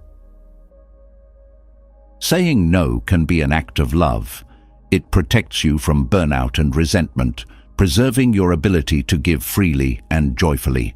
It also respects the autonomy of others, allowing them to face their challenges and grow in the process. This balance creates a dynamic where kindness is shared rather than shouldered, enriching both the giver and the recipient.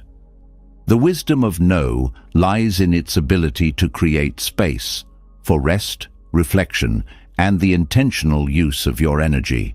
It is not about turning away from others, but about ensuring that when you do step forward, you do so with strength and clarity. By embracing this wisdom, you honor your own needs while remaining deeply connected to the needs of those around you. Saying no is a skill that deepens with practice. Each time you assert your boundaries, you strengthen your ability to navigate life with authenticity and purpose. This practice builds resilience, allowing you to face challenges without becoming overwhelmed. It also fosters a sense of inner peace as you learn to trust your instincts and prioritize what truly matters. Ultimately, the wisdom of no is a gift, not only to yourself, but to those you care for. It ensures that your compassion remains vibrant and sustainable, a wellspring of kindness that enriches every aspect of your life. In saying no, when necessary, you affirm the value of your time, energy, and presence, creating a foundation from which true generosity can flourish. The wisdom of saying no teaches the profound importance of protecting your own energy. But what happens next? Where does that preserved energy go, and how can it be used to nurture yourself and others more deeply? In Buddhism, self-care is seen not as an indulgence, but as a necessary foundation for meaningful action. The principle is clear. Tending your own garden ensures that you have the strength, clarity, and compassion to make a lasting impact on the world around you. Neglect this inner cultivation, and even the most well-intentioned efforts risk falling short. Self-care begins with the recognition that you too are deserving of kindness and attention. Many people find it easier to care for others than themselves, often viewing their own needs as secondary or unimportant. This mindset, though well-meaning, can lead to burnout and disconnection. The Buddhist approach emphasizes that self-care is not separate from helping others. It is integral to it. When you care for yourself, you are not only preserving your own well-being, but also strengthening your ability to serve others effectively. The act of tending your own garden requires mindfulness. In this practice, you learn to observe your thoughts, feelings, and physical state without judgment. Mindfulness creates a space of awareness, helping you recognize when you need rest, nourishment, or connection. Without this awareness, it is easy to push through exhaustion or ignore signs of stress, believing that there is no time to pause. Mindfulness reminds you that caring for yourself is not a delay or distraction, it is part of the journey. In the Buddhist tradition, self-care is deeply connected to the concept of balance. Just as a garden requires the right amount of water, sunlight, and nutrients to thrive, so too does your mind and body require balance to function at their best. This means paying attention to your diet, sleep, and movement, as well as cultivating practices that nourish your spirit, such as meditation or creative expression. Neglecting any one of these areas can disrupt the harmony needed for overall well-being. Self-care also involves setting aside time for solitude and reflection. In the busyness of daily life, moments of quiet are often sacrificed for productivity or social obligations. Yet these moments are essential for reconnecting with your inner self and gaining clarity. In solitude, you can assess your priorities, let go of external pressures, and realign with your values. This practice allows you to approach life with greater focus and intention, enhancing both your personal and professional relationships. A key aspect of self-care is learning to let go of guilt. Many people struggle with the idea that taking time for themselves is selfish, especially when there are others who need help. Buddhism teaches that guilt is a form of attachment, a clinging to expectations or judgments that no longer serve you. Letting go of this guilt frees you to care for yourself without hesitation, understanding that doing so benefits everyone around you.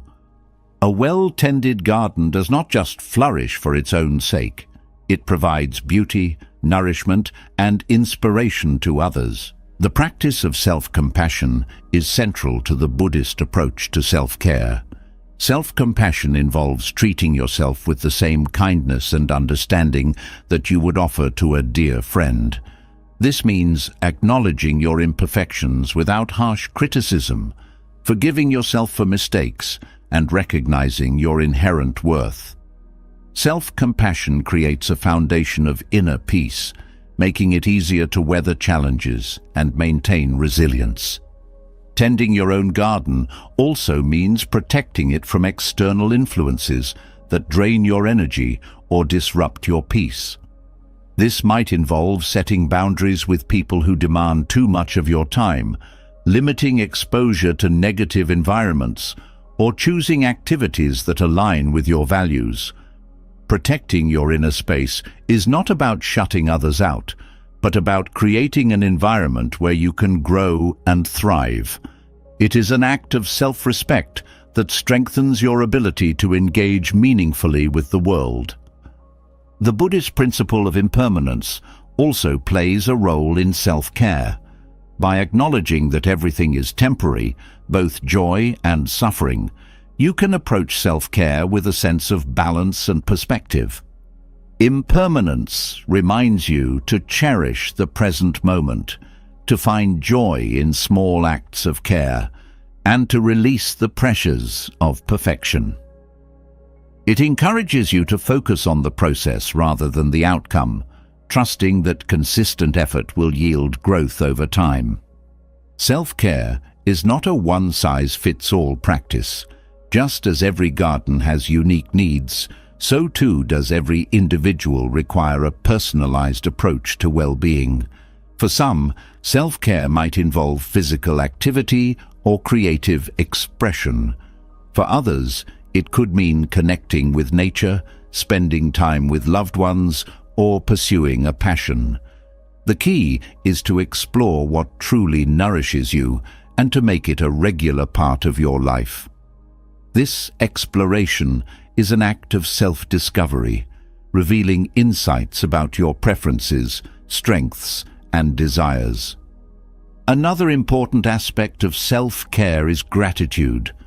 By focusing on what you have rather than what you lack, gratitude shifts your perspective and fosters a sense of abundance. It helps you appreciate the small joys in life, from a moment of quiet to a kind word from a friend. Gratitude nurtures the spirit, creating a foundation of contentment that supports resilience and growth. Community can also play a vital role in self-care.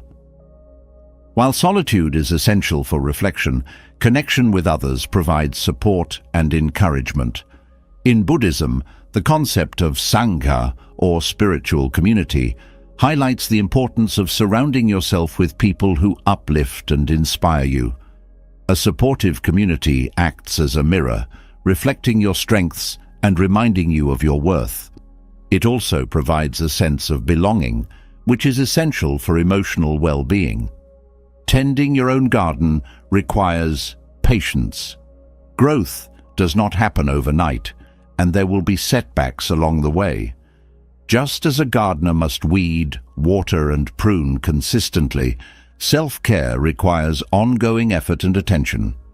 This patience cultivates a sense of resilience, allowing you to face challenges with grace and determination. It reminds you that progress is not always linear, but that each step contributes to your overall well-being. The benefits of self-care extend far beyond the individual. When you tend your own garden, you create a ripple effect that touches everyone around you. Your energy, clarity, and compassion become a source of inspiration and support for others. By modeling self-care, you encourage those in your life to prioritize their well-being, fostering a culture of mutual respect and care. Self-care is an act of empowerment.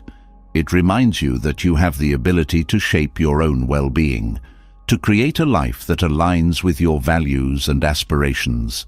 This empowerment fosters a sense of agency, helping you navigate life's challenges with confidence and purpose. It is a reminder that while you cannot control everything, you can choose how to respond and where to direct your energy. The Buddhist approach to self-care is not about withdrawing from the world, but about engaging with it more fully. By tending your own garden, you create the foundation for meaningful action, ensuring that your efforts to help others come from a place of strength and authenticity. This balance allows you to serve with joy rather than obligation, to give without depleting yourself, and to make a lasting impact on the lives you touch. In tending your own garden, you cultivate not only your own well-being, but also a sense of harmony and connection with the world around you. It is a practice of love and respect, one that honors your needs while enriching your ability to care for others. This is not selfishness, it is wisdom, a recognition that true compassion begins within. By embracing this practice, you create a life that is vibrant, balanced, and deeply fulfilling.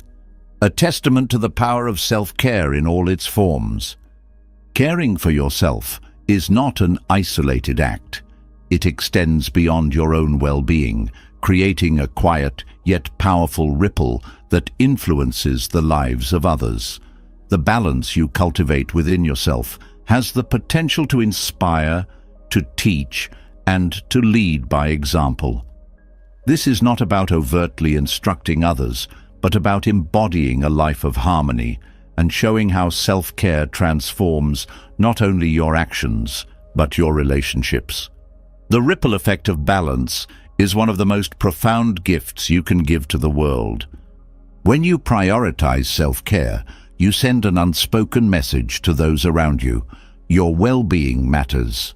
This is not just a declaration of your worth, but an invitation for others to view their own needs in the same light. In a culture that often glorifies sacrifice and overwork, the act of taking care of yourself can feel revolutionary.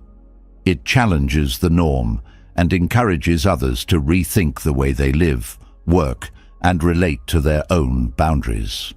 Balance begins with small, deliberate actions, taking time to rest when needed, saying no to overcommitments, and seeking joy in the present moment.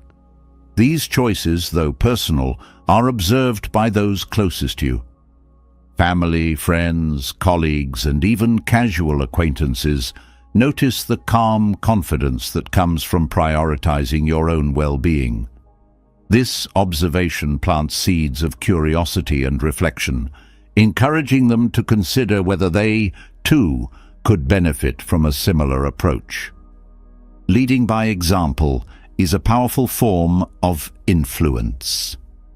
When others see you setting boundaries with grace, they begin to understand that saying no is not a rejection, but a way of preserving energy for what truly matters. Your ability to maintain balance demonstrates that self-care and compassion are not opposing forces, but complementary ones. This insight can be transformative, especially for those who struggle with the idea that their worth is tied to how much they give to others. The ripple effect of balance extends to relationships. When you care for yourself, you bring your best self to your interactions with others. Your patience increases, your communication improves, and your presence becomes more meaningful. These changes strengthen connections, creating an environment where mutual respect and understanding flourish. By valuing your own needs, you encourage those around you to do the same, fostering relationships built on equality and reciprocity. One of the most profound impacts of prioritizing self-care is the way it reshapes the dynamics within families. Parents who practice self-care model healthy behaviors for their children, teaching them the importance of balance from an early age. Children who grow up seeing their caregivers honor their own needs are more likely to develop self-respect and emotional intelligence. This legacy of balance becomes a foundation that supports their growth and resilience throughout life. In friendships and partnerships, the ripple effect of balance creates space for open communication and mutual support. When you express your boundaries and take time for self-renewal, you encourage others to do the same. This mutual respect enhances the quality of your relationships, as both parties feel seen, heard, and valued. It shifts the focus from constant giving to shared growth, creating a dynamic where everyone thrives. The workplace, too, benefits from the ripple effect of balance. Colleagues who witness you prioritizing self-care may feel empowered to set their own boundaries, leading to a healthier and more productive environment. By demonstrating that it is possible to excel without overextending yourself, you challenge the culture of burnout and encourage a more sustainable approach to work. This shift not only improves individual well-being, but also enhances teamwork and collaboration. The impact of self-care extends beyond personal connections to the broader community. When you prioritize your own well-being, you become a source of inspiration for those who may feel trapped in cycles of exhaustion or self-neglect. Your actions show that change is possible, that it is never too late to begin tending to one's own needs. This quiet encouragement can spark a collective movement toward balance, creating a ripple effect that touches countless lives. The ripple effect is amplified through authenticity. When your commitment to self-care is genuine, it resonates deeply with others. This authenticity is not about perfection, but about showing that balance is a continuous journey, one that requires effort, reflection, and resilience. By sharing your experiences, the challenges, the lessons, and the victories, you offer others a roadmap for their own path to well-being. Prioritizing self-care also fosters empathy and compassion. When you take the time to care for yourself, you develop a deeper understanding of the importance of rest, renewal, and self-respect. This understanding extends to others, enhancing your ability to support them in their own journeys. The ripple effect of balance, then, is not only about inspiring others, but also about creating a culture of care and connection. The Buddhist principle of interdependence underscores the importance of the ripple effect. It reminds us that our actions, no matter how small, influence the world around us. By cultivating balance within yourself, you contribute to the well-being of the larger whole. This interconnectedness creates a sense of shared responsibility, encouraging everyone to care for themselves and each other in meaningful ways. The ripple effect is not limited to those who know you personally. Acts of self-care, though seemingly private, can inspire change on a broader scale. Whether through conversations, social media, or community involvement, your commitment to balance can reach people you may never meet, planting seeds of reflection and growth in unexpected places. Skeptics may question the impact of individual self-care on systemic issues, but the ripple effect of balance demonstrates that personal actions can lead to collective change. By modeling a life of harmony, you challenge the status quo and create opportunities for dialogue and transformation. This is not about solving every problem, but about contributing to a shift in perspective that values well-being as a cornerstone of a thriving society. The ripple effect of balance is also deeply personal. As you prioritize self-care, you begin to notice changes within yourself, greater clarity, increased energy, and a renewed sense of purpose. These changes enhance your ability to engage with the world in meaningful ways, creating a feedback loop that reinforces the importance of balance. This self-sustaining cycle is a testament to the power of tending your own garden, not just for yourself, but for everyone you encounter. Ultimately, the ripple effect of balance is a reminder that self-care is not an isolated act, but a gift that extends far beyond yourself. By prioritizing your well-being, you inspire others to do the same, creating a world where compassion, respect, and harmony can flourish. This is not a solitary journey, but a shared endeavor, one that begins with you and radiates outward in ways that are both profound and enduring. As the ripple effect of balance inspires others, it also serves as a protective measure against one of the greatest risks of compassion, losing yourself in the process of helping others. There is an undeniable beauty in acts of kindness, but when those acts come at the expense of your identity, passions, and well-being, the price becomes too high. Tenzin's journey offers a vivid example of how selflessness, when unchecked, can blur the boundaries of the self, leading to exhaustion and a loss of purpose.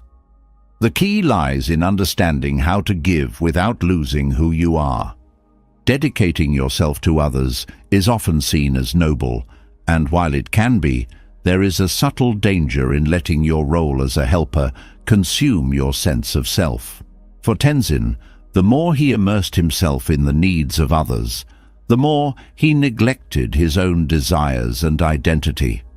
He began to see himself solely as a servant to those around him, forgetting the unique qualities and passions that had once brought him joy. This erasure of self is a slow process, often unnoticed until the emptiness becomes overwhelming. Losing oneself while helping others often starts with good intentions. The desire to be useful, to alleviate suffering, or to bring comfort is deeply human. However, when this desire is paired with a lack of boundaries, it can lead to over-identification with the role of a helper. Tenzin found himself saying yes to every request, not because he wanted to, but because he felt he had to. Over time, his own needs and preferences faded into the background, replaced by the expectations of others. The loss of self is not just about neglecting personal interests. It is about forgetting who you are beyond the roles you play. For Tenzin, the joy he once felt in his spiritual practice and personal growth was replaced by a constant sense of obligation. His identity became tied to his ability to serve, leaving no room for exploration, creativity, or rest. This narrowing of the self can lead to a sense of being trapped, as if there is no way to step back without letting others down. One of the dangers of losing yourself in helping others is the impact it has on your emotional well-being. Tenzin's growing exhaustion made it difficult for him to connect with his own feelings. He began to suppress his frustration, sadness, and even joy, believing that his emotions were secondary to the needs of those he served. This disconnection created a void within him, a space where his authentic self once thrived. The physical toll of losing oneself in helping others cannot be overlooked. For Tenzin, the constant demands left him fatigued, both mentally and physically. His body, once strong and capable, began to feel the strain of overwork. Sleepless nights, skipped meals, and the absence of self-care took their toll, leaving him vulnerable to illness and burnout. The body and mind are deeply interconnected, and neglecting one inevitably affects the other. Relationships also suffer when you lose yourself in helping others. Tenzin's interactions with his fellow monks became strained as he struggled to balance their needs with his own. The lack of boundaries created misunderstandings and resentment, both from himself and those around him. When one person gives too much, it can create an imbalance that strains even the strongest connections. The loss of self, while helping others, often stems from a misunderstanding of what it means to be compassionate. Compassion is not about sacrificing your identity. It is about bringing your whole self to the act of giving. Tenzin's struggle highlights the importance of authenticity and compassion. True kindness comes from a place of inner strength and clarity, not from a sense of obligation or self-erasure. Buddhist teachings emphasize the importance of self-awareness in maintaining balance. By understanding your motivations, limits, and needs, you can offer help without losing yourself. Tenzin's turning point came when he began to reflect on why he felt compelled to say yes to everything. This introspection revealed the fears and insecurities that had driven his overcommitment. Recognizing these patterns allowed him to begin reclaiming his sense of self. Reconnecting with your identity requires courage and patience.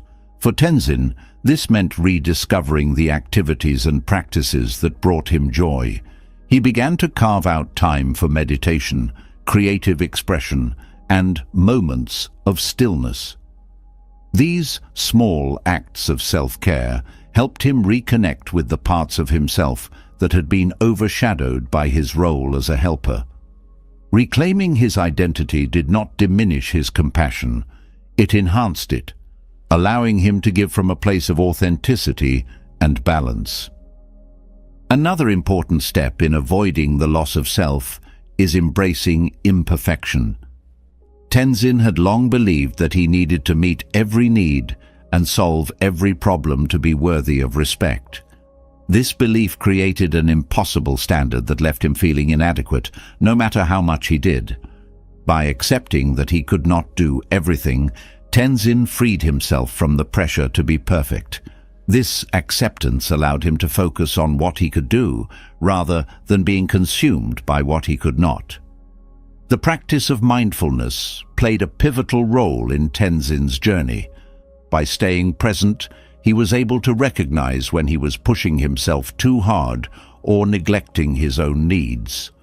Mindfulness helped him create a space between his thoughts and actions, allowing him to make choices that honored both himself and those he wished to help. This practice of presence is essential for anyone seeking to maintain their sense of self while serving others. Building a strong sense of self does not mean withdrawing from helping others.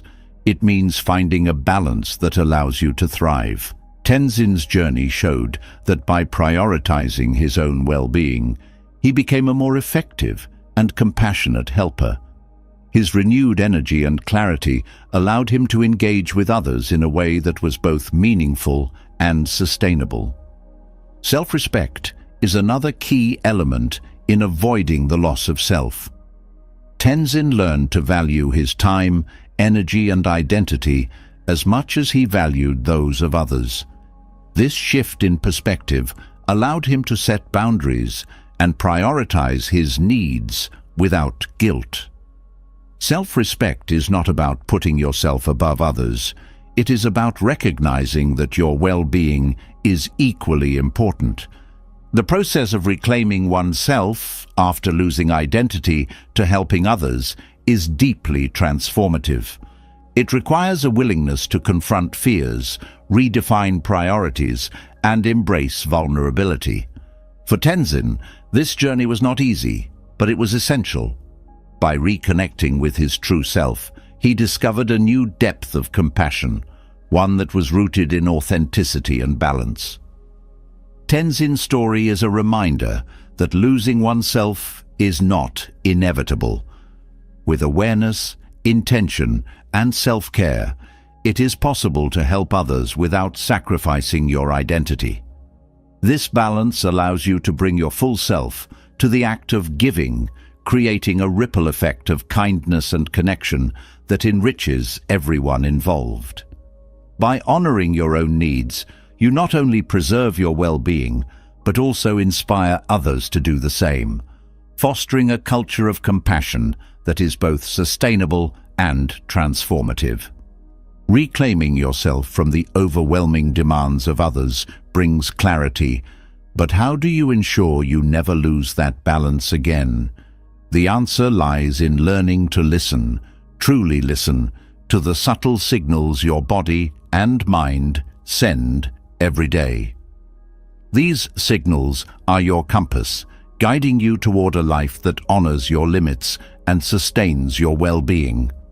Ignoring them, however, can lead to exhaustion, frustration, and a sense of being lost. Recognizing when you're doing too much is an act of self-respect, and it is the first step toward maintaining a life of harmony and purpose.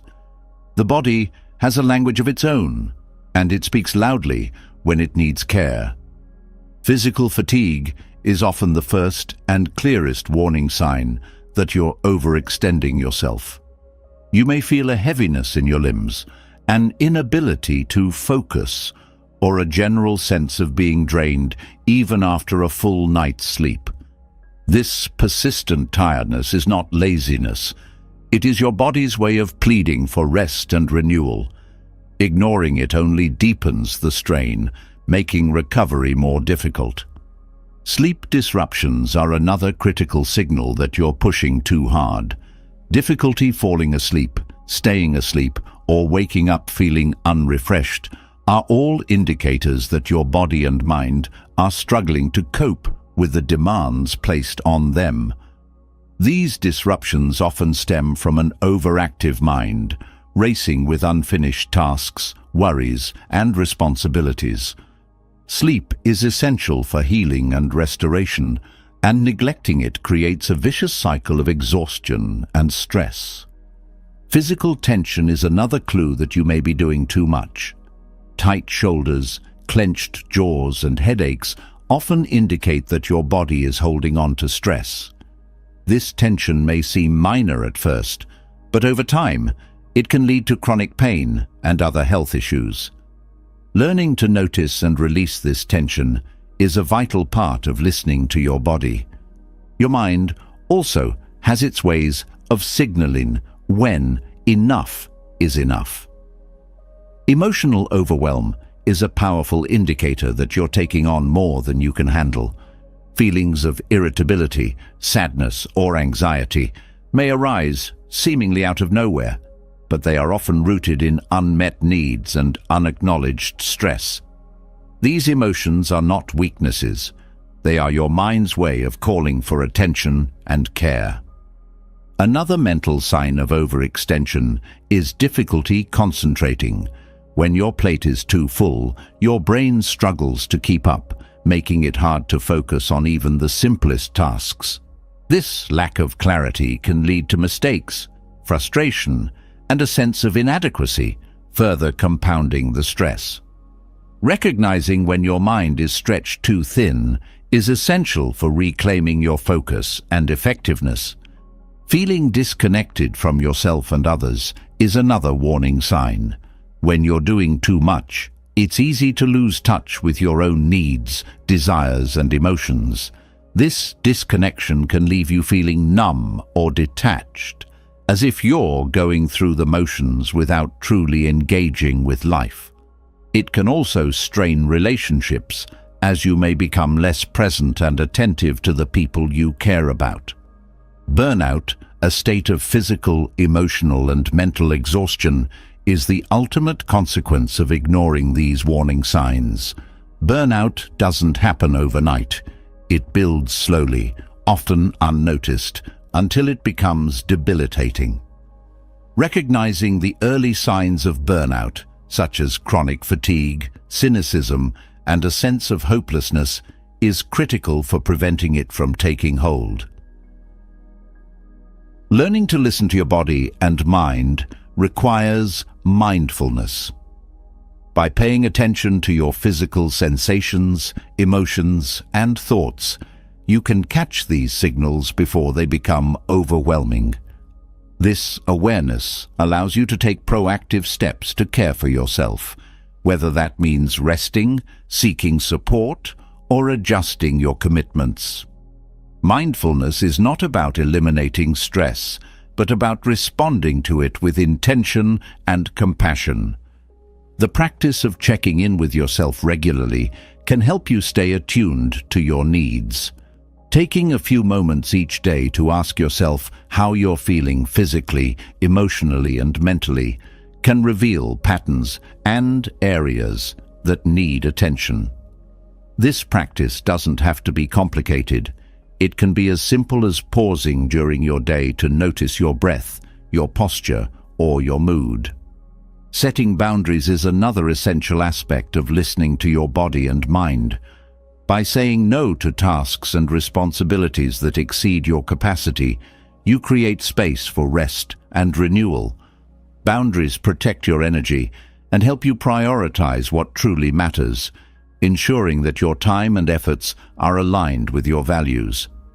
Self-care practices, such as regular exercise, healthy eating, and sufficient sleep, also play a crucial role in maintaining balance. These practices nourish your body and mind, building resilience against the demands of daily life.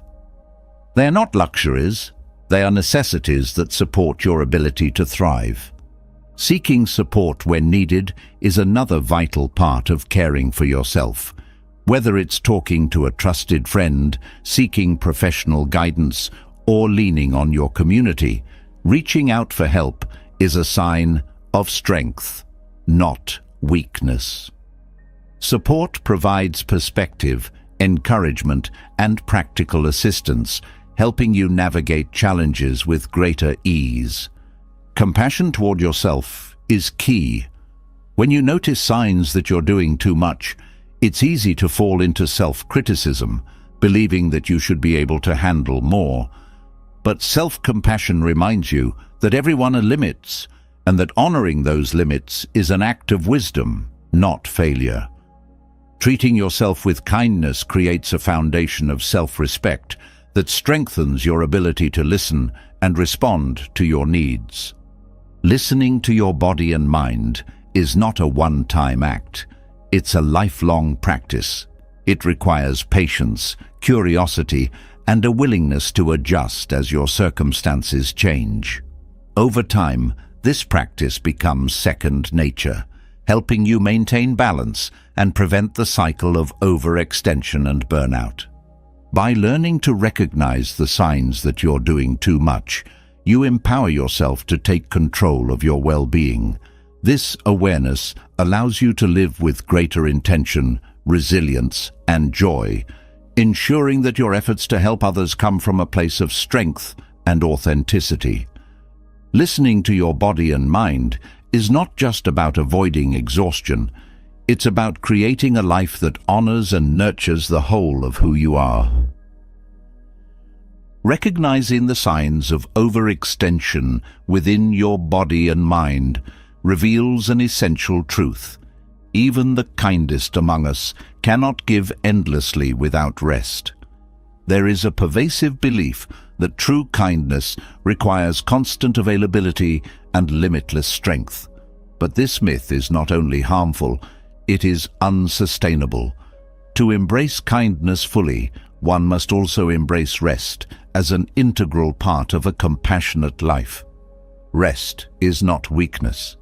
It is the foundation upon which enduring strength is built. The idea that endless giving defines kindness often stems from societal expectations and cultural norms. From a young age, many are taught that selflessness means putting others first at all times, even to the detriment of their own well-being. This belief can become so deeply ingrained that the need for rest feels like failure or selfishness. Yet, this perception overlooks a simple fact. A person who is drained, fatigued, or unwell cannot provide the depth of care or connection that true kindness requires. Rest is not a retreat from kindness, but a vital element of it. Just as a tree cannot bear fruit without the nourishment of sun and water, a person cannot sustain acts of compassion without replenishing their energy.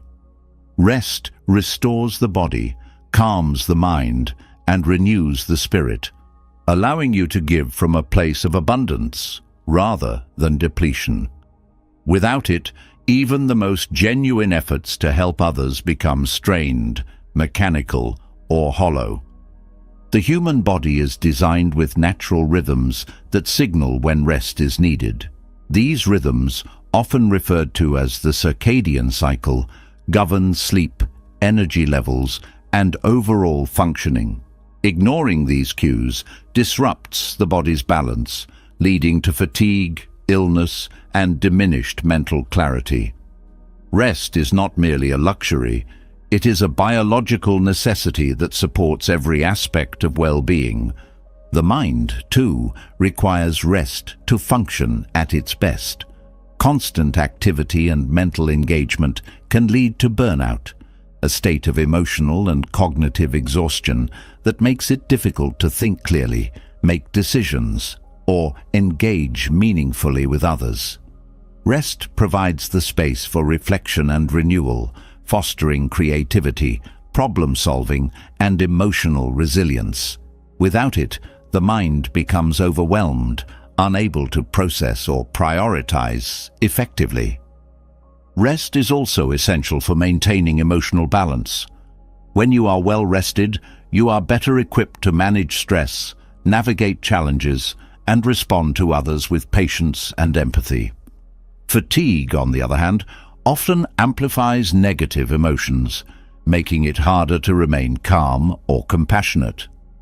By prioritizing rest, you create a foundation of emotional stability that enhances your ability to connect with others authentically. One of the greatest misconceptions about rest is that it is unproductive. In reality, rest is one of the most productive things you can do. It allows the body to heal, the mind to recharge, and the spirit to realign with its purpose. Rest is not idleness. It is preparation. It equips you with the energy, focus, and strength needed to engage fully with life and its demands. Rest also fosters self-awareness. In moments of stillness, you can tune into your thoughts, feelings, and physical sensations, gaining insight into what you need to thrive. This awareness helps you make choices that honor your well-being and align with your values. It is in these moments of rest that clarity emerges, guiding you toward decisions that support both yourself and others. The need for rest is not a sign of weakness, but of humanity. Every person, no matter how strong or kind, has limits.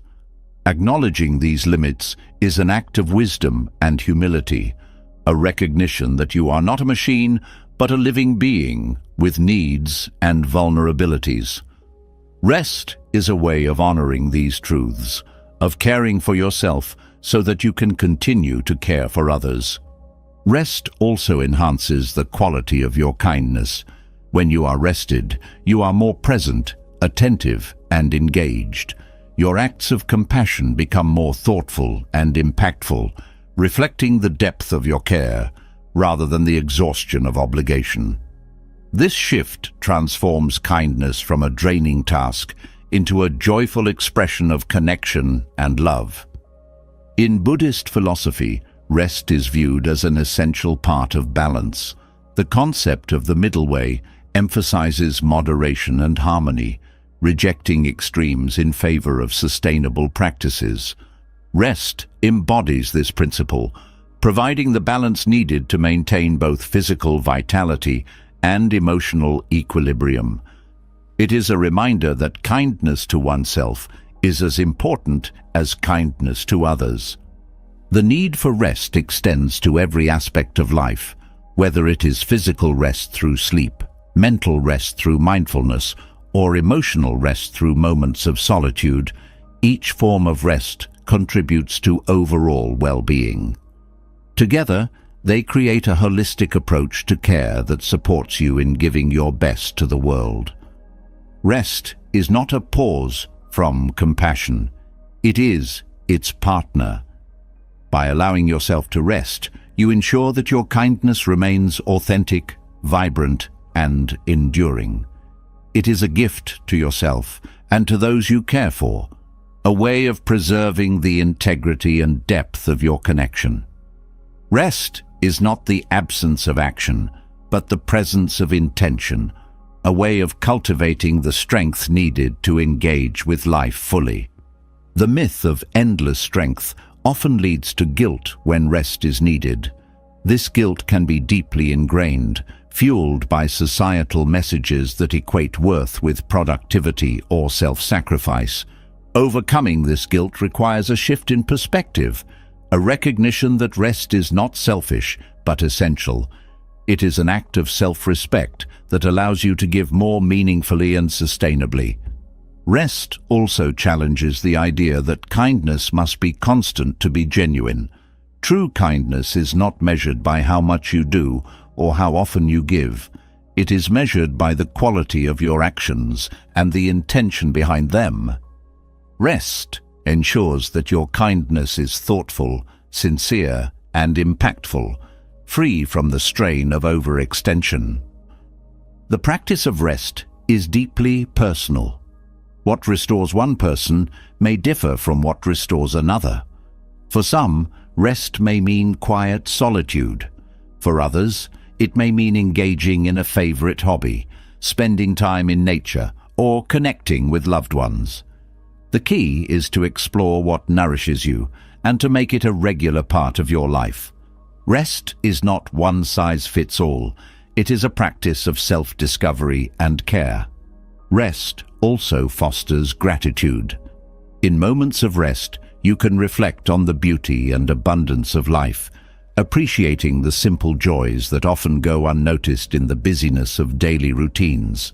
This gratitude enriches your perspective, creating a sense of contentment and peace that carries into your interactions with others.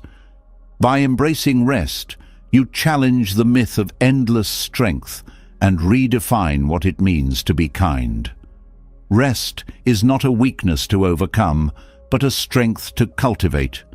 It is a way of honoring your humanity, preserving your energy, and ensuring that your acts of compassion are rooted in authenticity and balance. Rest is the foundation upon which true kindness is built. It sustains your ability to give, strengthens your resilience, and enriches your connection to yourself and others. By prioritizing rest, you break free from the myth of endless strength and embrace the profound truth that even the kindest among us need to pause, to breathe, and to renew. Rest is not the end of kindness, it is its beginning. Rest is not just the absence of activity, but a profound act of self-respect that enables kindness to thrive. Yet, the question remains, how can we navigate the delicate dance of giving to others while honoring our own needs? This is where the middle way, a cornerstone of Buddhist philosophy, offers profound insight. The middle way teaches that neither excess nor deprivation leads to harmony. Balance is the path to true fulfillment. Applying this principle to the interplay of compassion and self-care reveals a way to sustain both without sacrificing one for the other. The middle way arises from the understanding that extremes create suffering. Excessive selflessness can lead to burnout, resentment, and a loss of identity, while excessive self-focus can foster isolation and neglect of meaningful connections. The key lies in avoiding these extremes by cultivating a balance that honors both yourself and the people you care for. This is not an easy task, but it is a necessary one if compassion is to remain authentic and sustainable. Finding balance requires self-awareness. By paying attention to your feelings, energy levels, and boundaries, you can discern when you are giving too much or too little. The middle way encourages mindfulness, the practice of being present and attuned to your inner and outer worlds. This awareness acts as a guide, helping you navigate the complexities of relationships and responsibilities with clarity and intention. Compassion, at its core, is about connection. The middle way reminds us that this connection must include ourselves. Genuine compassion is not about martyrdom. It is about showing up fully for others, while also showing up fully for yourself. When you neglect your needs, your ability to give becomes strained and conditional. Conversely, when you honor your needs, your compassion flows naturally and freely. The middle way also emphasizes the importance of flexibility. Life is dynamic, and balance is not a fixed state, but an ongoing process of adjustment. There will be times when you need to lean more heavily into self-care, and times when the needs of others take precedence. The wisdom of the middle way lies in recognizing these shifts and responding with grace rather than rigid adherence to a single approach. Boundaries are a crucial element of finding balance. They act as the framework within which compassion can thrive. Boundaries are not walls to keep others out, but structures that protect your energy and ensure that your giving remains sustainable. Setting boundaries requires courage and clarity, as well as the understanding that saying no to some things is a way of saying yes to what truly matters. The middle way also teaches that balance is deeply personal. What works for one person may not work for another. Your path to balance will depend on your unique circumstances, values, and capacities. This individuality is not a limitation, but a strength, allowing you to create a life that aligns with your deepest truths. The practice of balance is not about comparison, but about self-discovery. Incorporating rest and renewal into your life is an essential part of the middle way. These practices are not indulgences, but necessities that allow you to sustain your efforts and maintain your well-being. Rest is the pause that refreshes, giving you the energy and clarity to engage with life fully. Without it, even the most well-intentioned acts of compassion can become draining and unsustainable. The middle way also calls for discernment. Not every act of kindness is equally meaningful, and not every opportunity to help should be taken. By being discerning, you can focus your efforts where they will have the greatest impact, both for others and for yourself. This discernment requires self-awareness, wisdom, and the ability to say no when necessary. Balance extends to the way you view yourself and others. The middle way encourages you to see yourself as neither more nor less important than those around you. This perspective fosters equality and mutual respect, creating relationships that are supportive and empowering rather than one-sided. It also helps you avoid the trap of over-identifying with the role of a helper, which can lead to a loss of self. The middle way also highlights the interconnectedness of all things. Your well-being is not separate from the well-being of others. It is deeply intertwined. When you care for yourself, you are better able to care for others. This interdependence is not a burden, but a gift, a reminder that balance benefits everyone involved. Practicing the middle way requires letting go of perfectionism. Balance is not about getting everything right, but about finding harmony within the imperfections of life. This acceptance of imperfection creates space for growth, resilience, and joy. It allows you to approach challenges with curiosity rather than judgment, making the journey of balance more fulfilling. The middle way also encourages gratitude. By focusing on what you have rather than what you lack, gratitude helps you find contentment and peace in the present moment. This sense of abundance creates a foundation for balance, allowing you to give and receive with an open heart. Gratitude is not just an emotion, but a practice that enriches every aspect of your life. The path of the middle way is not without challenges. It requires constant reflection, adjustment, and effort. Yet, these challenges are also opportunities for growth and transformation. Each step on the path deepens your understanding of yourself and your connection to the world. The journey itself becomes a source of fulfillment, teaching you that balance is not a destination, but a way of being. Applying the middle way to your life is an act of compassion for yourself and for those you care about. It is a way of ensuring that your kindness is sustainable, your connections are meaningful, and your well-being is preserved. By embracing this principle, you create a life of harmony and purpose, one that honors both the giver and the receiver in every act of compassion. The middle way is not a compromise, but a fulfillment of your highest potential. It allows you to give without depleting yourself, to care without losing yourself, and to live with integrity and joy. This balance is the essence of true kindness, a kindness that flows from a place of abundance and authenticity.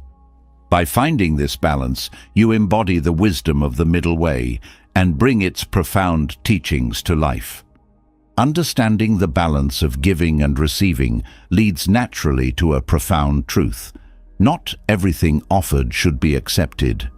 In Buddhist philosophy, certain gifts can be traps, entangling the mind, fostering attachments, or disrupting the harmony of one's life. These gifts, though seemingly generous, often carry hidden costs that can weigh heavily on your spirit, your relationships, and even your path to prosperity. True wealth, both material and spiritual, lies in discerning which gifts align with your values and which should be left behind. Gifts, in their essence, are symbols of generosity and connection. But not all come from pure intentions, and not all are free of obligations. Some gifts are cloaked in expectations, binding the receiver to unspoken agreements or debts. Accepting such gifts often leads to a subtle erosion of freedom. The Buddha taught that one must be mindful of what is taken into one's life, as every choice creates ripples that shape the future. One type of gift to avoid is anything given with strings attached. These are the offerings that come with hidden expectations, favors to be returned, loyalty to be proven, or control to be exerted. When you accept such a gift, you may find yourself trapped in an unspoken contract, bound by the weight of someone else's intentions. Freedom, both emotional and financial, begins with recognizing and declining such offerings. Another harmful gift is one given out of guilt or manipulation. These gifts are not true acts of generosity, but tools to influence your emotions or decisions. They often leave you feeling obligated, even if you didn't ask for them. Accepting these gifts can create a dynamic where your sense of agency is diminished, as you may feel pressured to repay the giver in ways that do not serve your well-being or goals. Excessive or unnecessary gifts can also become burdens. While receiving something lavish may initially bring joy, it can often lead to feelings of unease or imbalance. The Buddha emphasized simplicity and mindfulness in life. When a gift disrupts this balance, requiring maintenance, creating envy, or leading to attachment, it becomes more of a burden than a blessing.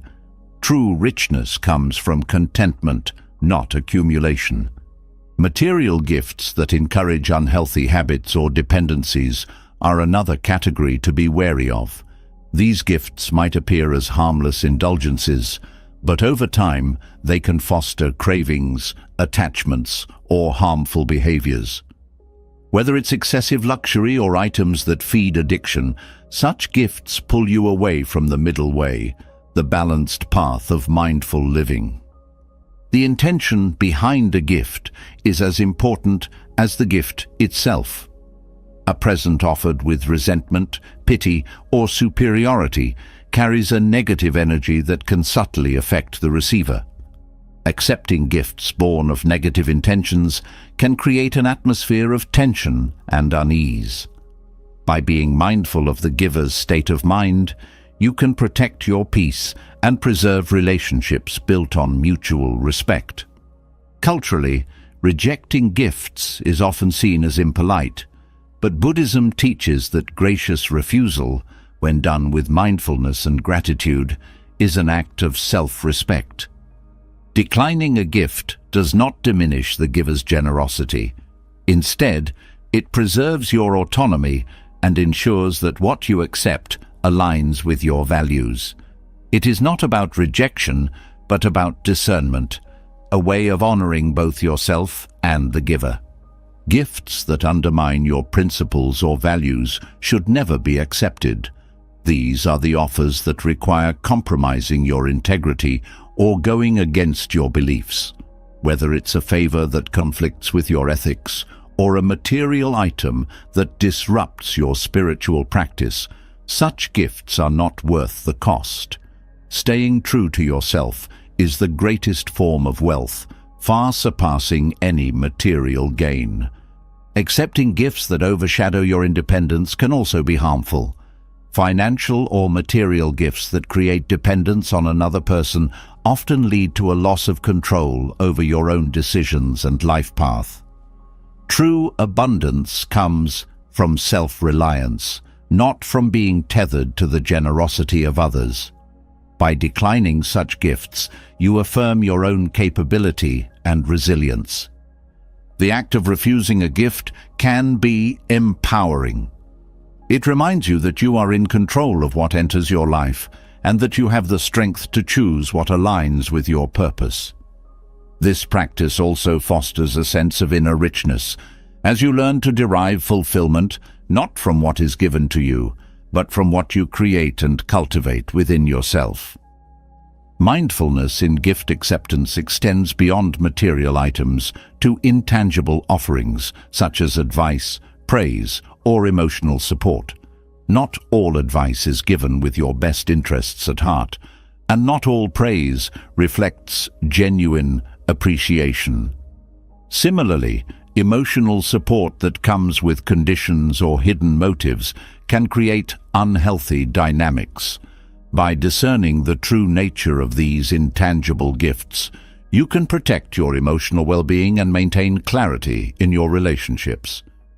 The path to wealth in Buddhist teachings is not paved with possessions, but with freedom, balance, and integrity. Every gift you accept has the potential to either enhance or disrupt this path. By practicing mindfulness and discernment, you can ensure that what you welcome into your life supports your journey toward genuine abundance. Generosity, both in giving and receiving, is a cornerstone of Buddhist philosophy. But generosity is not about taking everything offered. It is about engaging in exchanges that are free of attachment, expectations, and harm. Declining certain gifts is not an act of ingratitude, but a way of ensuring that generosity remains a source of joy and connection rather than a cause of imbalance or conflict. In navigating the complex dynamics of gift-giving and receiving, the key lies in clarity. By understanding your own needs, values, and boundaries, you can make choices that honor your well-being while maintaining harmonious relationships. This clarity transforms the act of receiving into a mindful practice, one that enriches your life without compromising your peace or purpose. In essence, the secret to becoming truly rich is not found in the accumulation of gifts, but in the ability to choose wisely, to remain unattached, and to foster balance in every interaction. The gifts you accept and the ones you decline shape your life in profound ways. By approaching each offer with mindfulness and discernment, you create a life that is not only materially sustainable, but spiritually fulfilling, a life rooted in the wisdom of balance and the richness of simplicity. Declining what does not serve you builds resilience. But how do you cultivate a mindset that truly shields you from the chaos of external events? Buddhism offers a profound approach: to act as if nothing burns you. This is not about ignoring pain or pretending challenges do not exist. It is about developing an inner strength so unwavering that no external flame can consume your peace. This teaching carries immense power, unlocking the ability to face life with grace, clarity, and purpose. Acting as if nothing burns you begins with detachment. Detachment does not mean indifference. It means releasing your grip on outcomes and external validation. When you are not tethered to the highs and lows of life, you become free to act from a place of stability. This inner freedom allows you to navigate both joy and suffering without being swept away by their intensity. Detachment is not a denial of emotions, but an acknowledgement of their impermanence, recognizing that they do not define you. Mindfulness is the foundation of this practice. By cultivating awareness of your thoughts, emotions, and physical sensations, you learn to respond rather than react. Reacting is impulsive and often driven by fear or anger, while responding is deliberate and grounded in wisdom. Mindfulness creates the space to pause, reflect, and choose your actions consciously, ensuring that no external force dictates your inner state. The power of acting as if nothing burns you lies in its ability to transform challenges into opportunities for growth. Instead of seeing obstacles as threats, you begin to view them as lessons. Each difficulty becomes a chance to deepen your resilience and strengthen your understanding of yourself. This shift in perspective empowers you to face even the most trying circumstances with courage and composure. Embracing this mindset requires trust in yourself and the process of life. Trust does not mean everything will always go as planned, but that you have the strength to handle whatever comes your way. It is a quiet confidence rooted in the understanding that you are more than your circumstances. Trusting yourself allows you to remain calm and centered, even when the world around you feels uncertain. Equanimity is a key component of this teaching. Equanimity is the ability to maintain mental and emotional balance in the face of change. It is a state of profound stability that comes from accepting life as it is, without clinging to what feels good or resisting what feels bad. This acceptance does not mean passivity. It means engaging with life fully while remaining unshaken by its fluctuations. Equanimity is the essence of acting as if nothing burns you, offering a sense of calm in the midst of life's storms. Compassion is another essential aspect of this practice. Acting as if nothing burns you does not mean distancing yourself from others or becoming cold. On the contrary, it allows you to connect with others more deeply, as your own stability creates a safe space for them to express themselves. Compassion flows naturally when you are not consumed by your own struggles, enabling you to offer support and kindness from a place of abundance. Patience is integral to developing this mindset. The ability to act as if nothing burns you does not come overnight. It is cultivated through consistent practice and effort. Patience with yourself and the process is essential, as setbacks and challenges are inevitable. Each moment of struggle is an opportunity to strengthen your resolve and reaffirm your commitment to inner peace. This teaching also emphasizes the importance of perspective.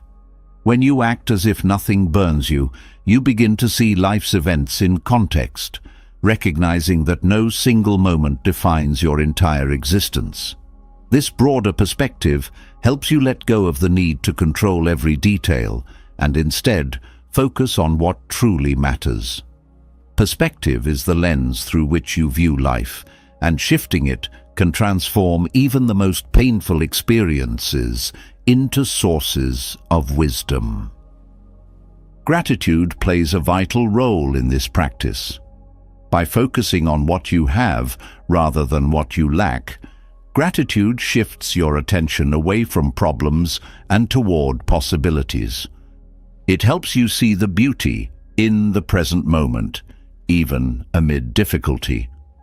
Gratitude is not about ignoring pain, but about finding joy and meaning in the small, often overlooked aspects of life.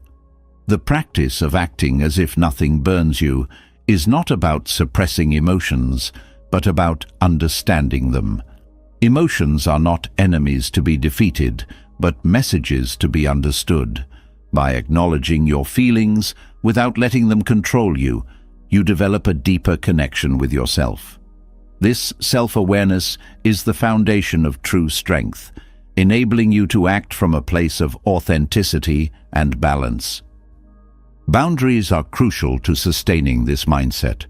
Protecting your peace requires saying no to what drains or diminishes you. Boundaries are not barriers.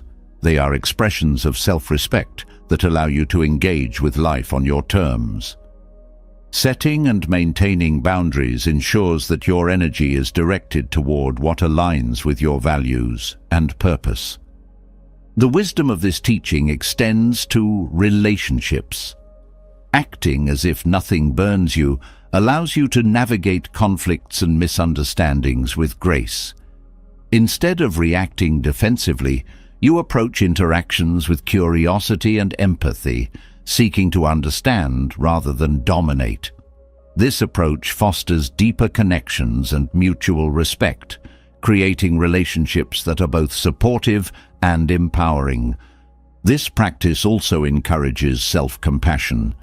Acting as if nothing burns you does not mean being immune to pain, but treating yourself with kindness when pain arises. Self-compassion is the acknowledgement that you're human, deserving of care and understanding, even in your moments of struggle. It is the gentle voice that reminds you that your worth is not diminished by your challenges. Discipline is necessary to embody this teaching fully. It requires a commitment to staying present, even when the temptation to escape or react is strong. Discipline is not about rigidity, but about consistency, showing up for yourself day after day with intention and purpose. This steadfastness builds the inner strength needed to remain unshaken by external events. Acting as if nothing burns you is a form of liberation. It frees you from the need for approval, the fear of failure, and the weight of comparison. This freedom allows you to live authentically, guided by your values rather than external pressures. It is not about detachment from life, but about engaging with it fully, from a place of inner stability. The power of this practice lies in its simplicity. It is not about grand gestures or dramatic changes, but about small, consistent choices that cultivate resilience and peace. Each moment is an opportunity to reaffirm your commitment to this way of being, to act with intention and clarity, and to trust in your own strength. This teaching is not about perfection, but about progress. Acting as if nothing burns you is a journey, one that requires patience, effort, and self-compassion. Each step along the path deepens your understanding of yourself and your connection to the world, creating a life that is not only resilient, but profoundly fulfilling. The practice of acting as if nothing burns you aligns with the profound wisdom of Buddhism, rooted in the understanding of life's impermanence and the cultivation of inner peace. To further explore this path, one must delve into the foundation of Buddhist philosophy, the Four Noble Truths. These truths do not merely provide answers, but illuminate the nature of existence and guide a way to liberation. Their simplicity conceals a depth of insight that can transform how we perceive and engage with the world. This teaching offers a roadmap to understanding suffering, its origins, and the freedom that lies beyond. The first noble truth reveals a fundamental aspect of life. Suffering exists. This truth is not a pessimistic view of existence, but an honest acknowledgement of its realities. Suffering manifests in various forms: physical pain, emotional turmoil, unfulfilled desires, and the inevitable transitions of life, such as aging and loss. Recognizing this truth is the first step toward addressing it. Avoiding or denying suffering only amplifies its effects, whereas facing it with clarity opens the door to understanding. Suffering, as described in the first noble truth, is not limited to dramatic events. It includes the subtle dissatisfaction that arises from clinging, craving, or resisting change. Even moments of happiness are tinged with the fear of their impermanence. This truth invites a shift in perspective, encouraging us to see suffering not as something to fear, but as an integral part of the human experience that can be approached with wisdom and compassion. The second noble truth identifies the origin of suffering: attachment and craving. This craving stems from a deep-seated desire for things to be other than they are. Whether it is the pursuit of pleasure, the avoidance of pain, or the clinging to identity and status, craving fuels the cycle of dissatisfaction. Understanding this truth requires introspection, as it is often difficult to recognize the ways in which our own attachments contribute to our struggles. Craving is not inherently wrong, but becomes problematic when it blinds us to the present moment and creates a sense of lack. The second noble truth invites us to examine our desires with honesty and to question whether they truly bring fulfillment. It is not about renouncing all desires, but about cultivating discernment, distinguishing between what nourishes the soul and what perpetuates suffering. The third noble truth offers hope. Suffering can end. This cessation, known as nirvana, is not an escape from life, but a liberation from the chains of craving and attachment. It is a state of profound peace and clarity, where the mind is no longer dominated by fear, anger, or longing. This truth demonstrates that freedom is not found in changing external circumstances, but in transforming our relationship with them. Achieving the cessation of suffering does not mean the absence of challenges, but the ability to face them without being overwhelmed. The third noble truth shows that by letting go of clinging, we can experience life fully, embracing both its joys and sorrows with equanimity. It is a reminder that peace is always within reach, waiting to be discovered through the practice of mindfulness and self-awareness. The fourth noble truth outlines the path to this liberation, the noble Eightfold path. This path is a practical guide to living with integrity, mindfulness, and wisdom. It encompasses every aspect of life, from how we think and act to how we cultivate inner peace. The path is not a rigid set of rules, but a flexible framework that adapts to the needs and circumstances of each individual. Right view, the first step on the path, encourages us to see life clearly and to understand the nature of suffering and its origins. This perspective fosters compassion as it reveals the shared struggles of all beings.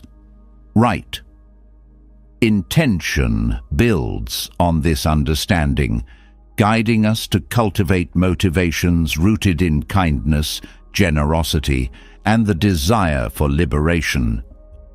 Right speech emphasizes the power of words to heal or harm.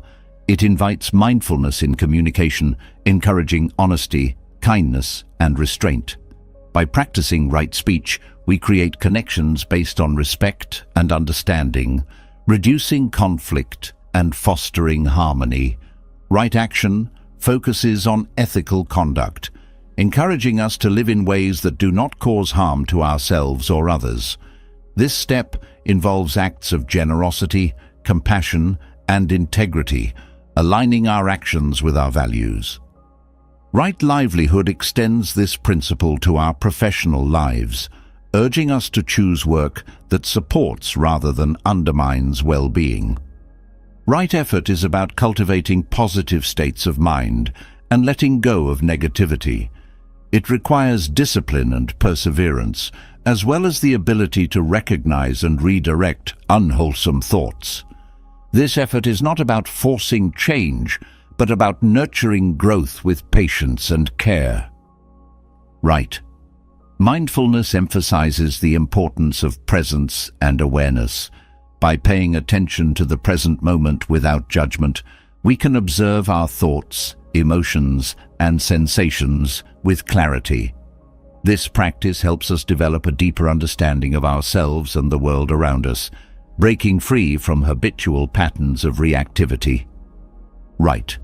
Concentration, the final step, involves focusing the mind to achieve clarity and inner stillness. Through meditation and other contemplative practices, we can cultivate a state of deep calm and insight, allowing us to engage with life from a place of strength and serenity. The Four Noble Truths are not abstract concepts, but practical teachings that can be applied to every aspect of life. They invite us to live with awareness, to question our assumptions, and to embrace the journey of self-discovery. By integrating these truths into our daily lives, we can find freedom not only from suffering, but also from the illusions that perpetuate it. This teaching is a reminder that liberation is not a distant goal, but a path that unfolds in each moment. Every thought, every action, every breath is an opportunity to align with the truths of existence and to cultivate a life of peace, wisdom, and compassion. The Four Noble Truths are both a foundation and a destination, guiding us toward a deeper understanding of ourselves and a more harmonious relationship with the world. The Four Noble Truths reveal the path to liberation, but within that path lies an often overlooked foundation: self-love. Buddhism and Zen teach that true peace begins within, and without nurturing compassion for yourself, it is impossible to extend genuine kindness to others. This self-love is not rooted in vanity or selfishness. It is an act of deep understanding and respect for your own humanity. The Buddha's teachings offer timeless wisdom on how to cultivate this essential quality, unlocking a sense of worth and peace that radiates into every aspect of life. Loving oneself starts with recognizing your intrinsic value. The Buddha taught that all beings are inherently worthy simply by existing. This worth is not dependent on accomplishments, possessions, or the approval of others. It is a quiet truth that lies at the core of who you are. Accepting this truth requires letting go of the external measures that often dictate self-worth. When you stop seeking validation outside yourself, you begin to uncover the unshakable confidence that comes from within. Self-love also involves cultivating patience with yourself. Just as you would not rush the growth of a flower, you cannot force yourself to become perfect overnight. Buddhism emphasizes the importance of being present in the journey, embracing each step with kindness and acceptance.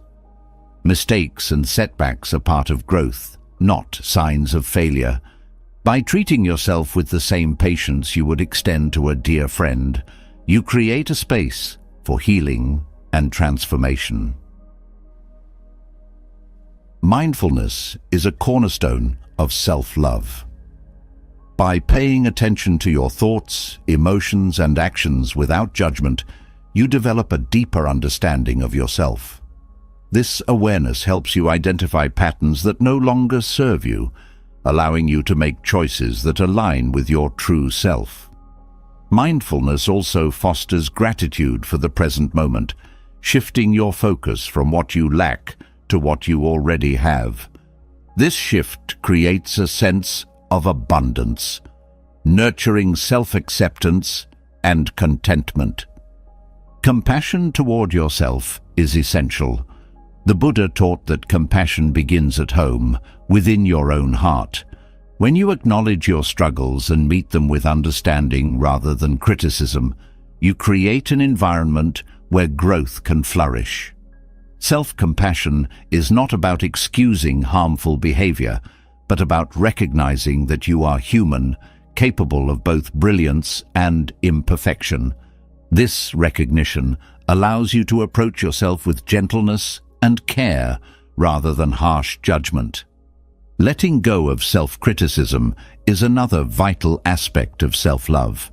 Negative self-talk often stems from internalized expectations and fears. The Buddha's teachings encourage questioning these thoughts, examining their origins, and whether they truly serve your well-being.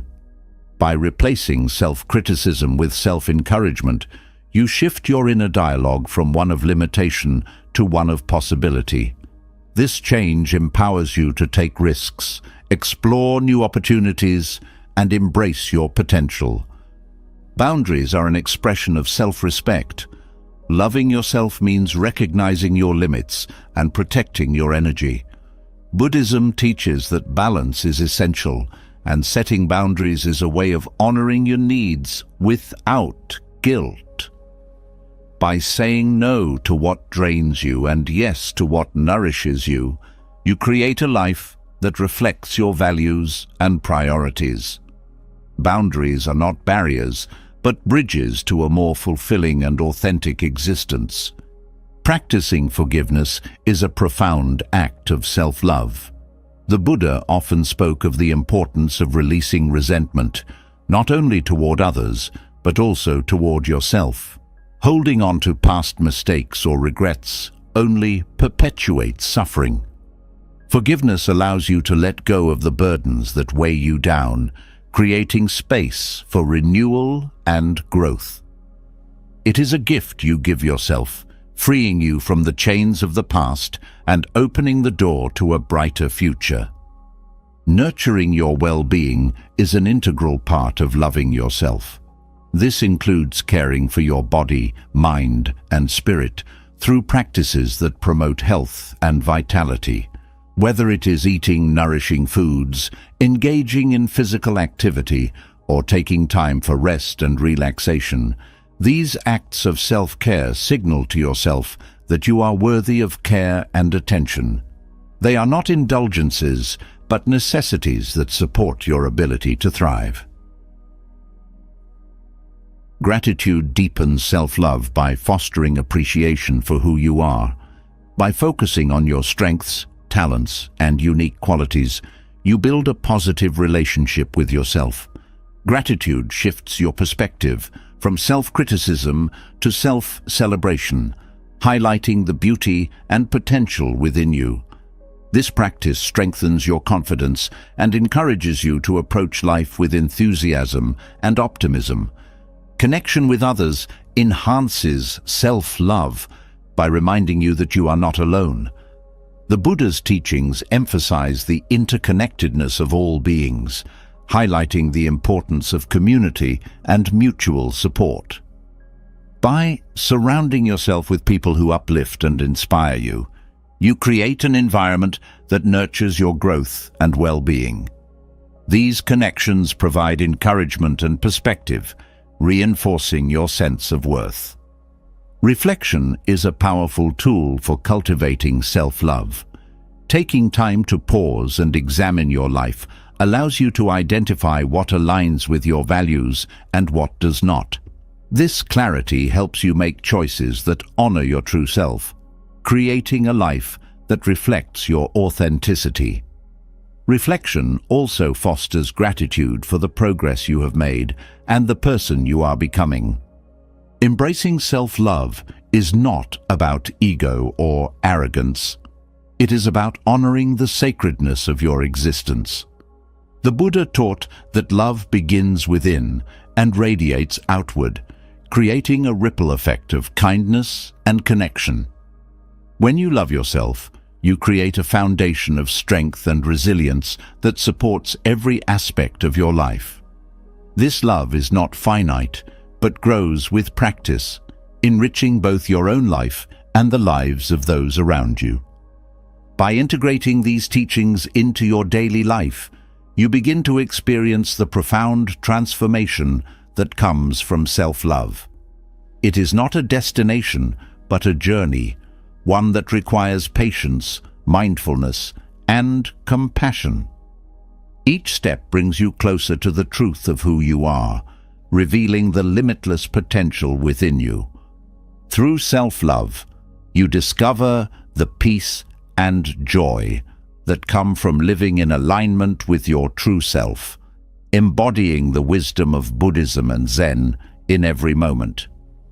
The journey to self-love uncovers a profound truth. Healing begins within.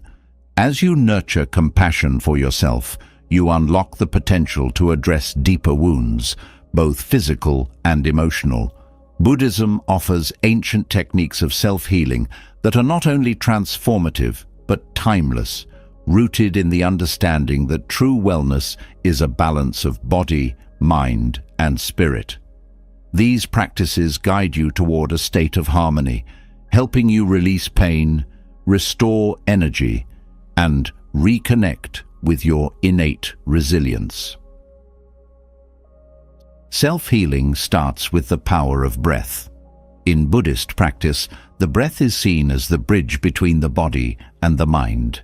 Focusing on the rhythm of your breathing brings clarity and calm, allowing you to reconnect with the present moment. Deep, mindful breathing soothes the nervous system, reducing stress and anxiety. By observing the breath without altering it, you cultivate awareness, letting go of tension and inviting a sense of peace to flow through your body. This simple yet profound practice becomes a sanctuary you can return to in moments of chaos or pain. The act of mindful breathing also enhances physical healing by improving circulation and oxygenation. When the body receives more oxygen, its cells regenerate more efficiently, supporting the natural processes of repair and renewal. This practice is not about controlling the breath, but about honoring it as a source of life and vitality. Through this attention, the connection between your physical state and emotional well-being becomes clearer, and you learn to align them harmoniously. Meditation is another ancient tool for self-healing that Buddhism teaches with great reverence. By sitting in stillness and observing your thoughts without judgment, meditation helps you release the burdens of the mind. Pain, whether physical or emotional, is often amplified by resistance and fear. Meditation creates a space where you can acknowledge pain without becoming overwhelmed by it. This acceptance dissolves the layers of tension and struggle, allowing healing to unfold naturally. In meditation, visualization techniques are particularly powerful for healing. By focusing on images of light, warmth, or soothing energy flowing through your body, you activate your mind's ability to influence your physical state. The mind and body are deeply interconnected, and what you focus on mentally often manifests physically. Visualization strengthens this connection, empowering your mind to support the healing process with intention and clarity. Loving kindness meditation, a cornerstone of Buddhist practice, is another transformative healing technique. This practice involves directing thoughts of compassion and goodwill toward yourself and others. By silently repeating phrases such as "May I be well, may I be at peace," you cultivate a sense of love and care that transcends boundaries.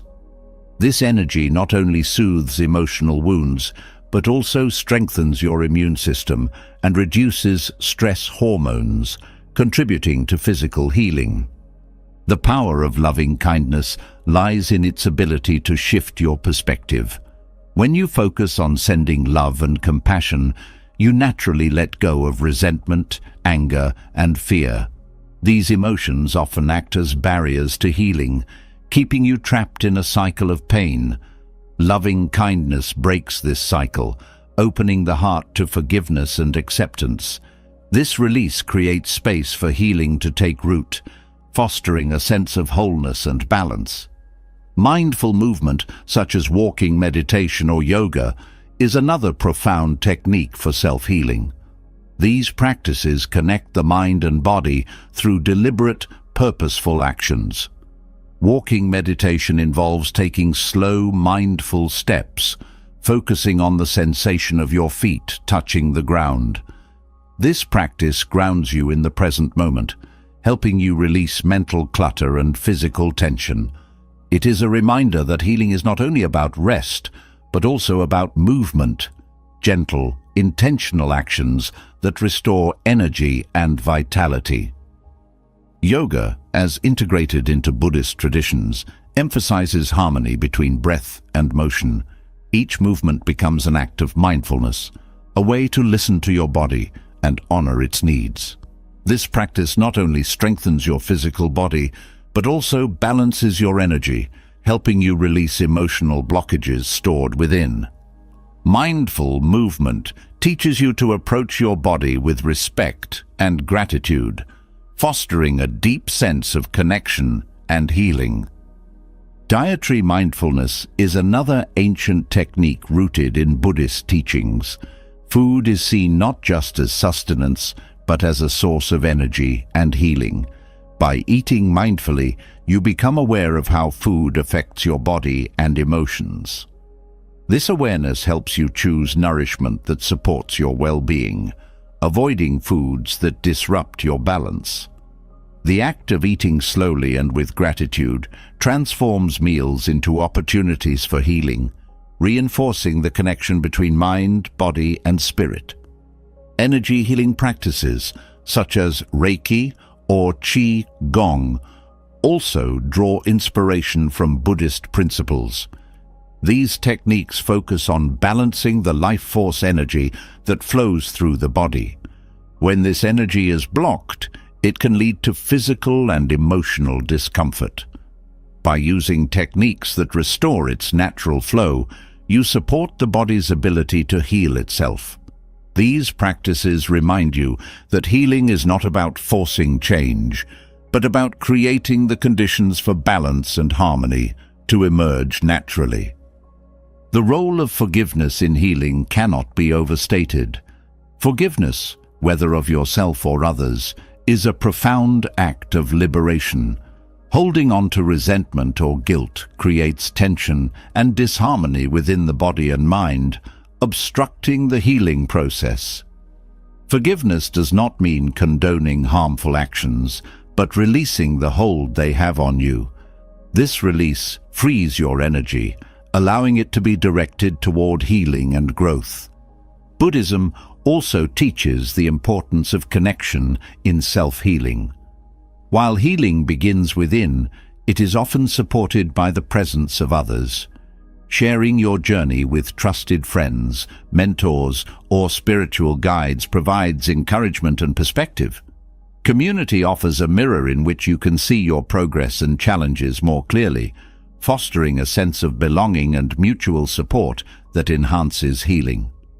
The practice of gratitude is another powerful technique.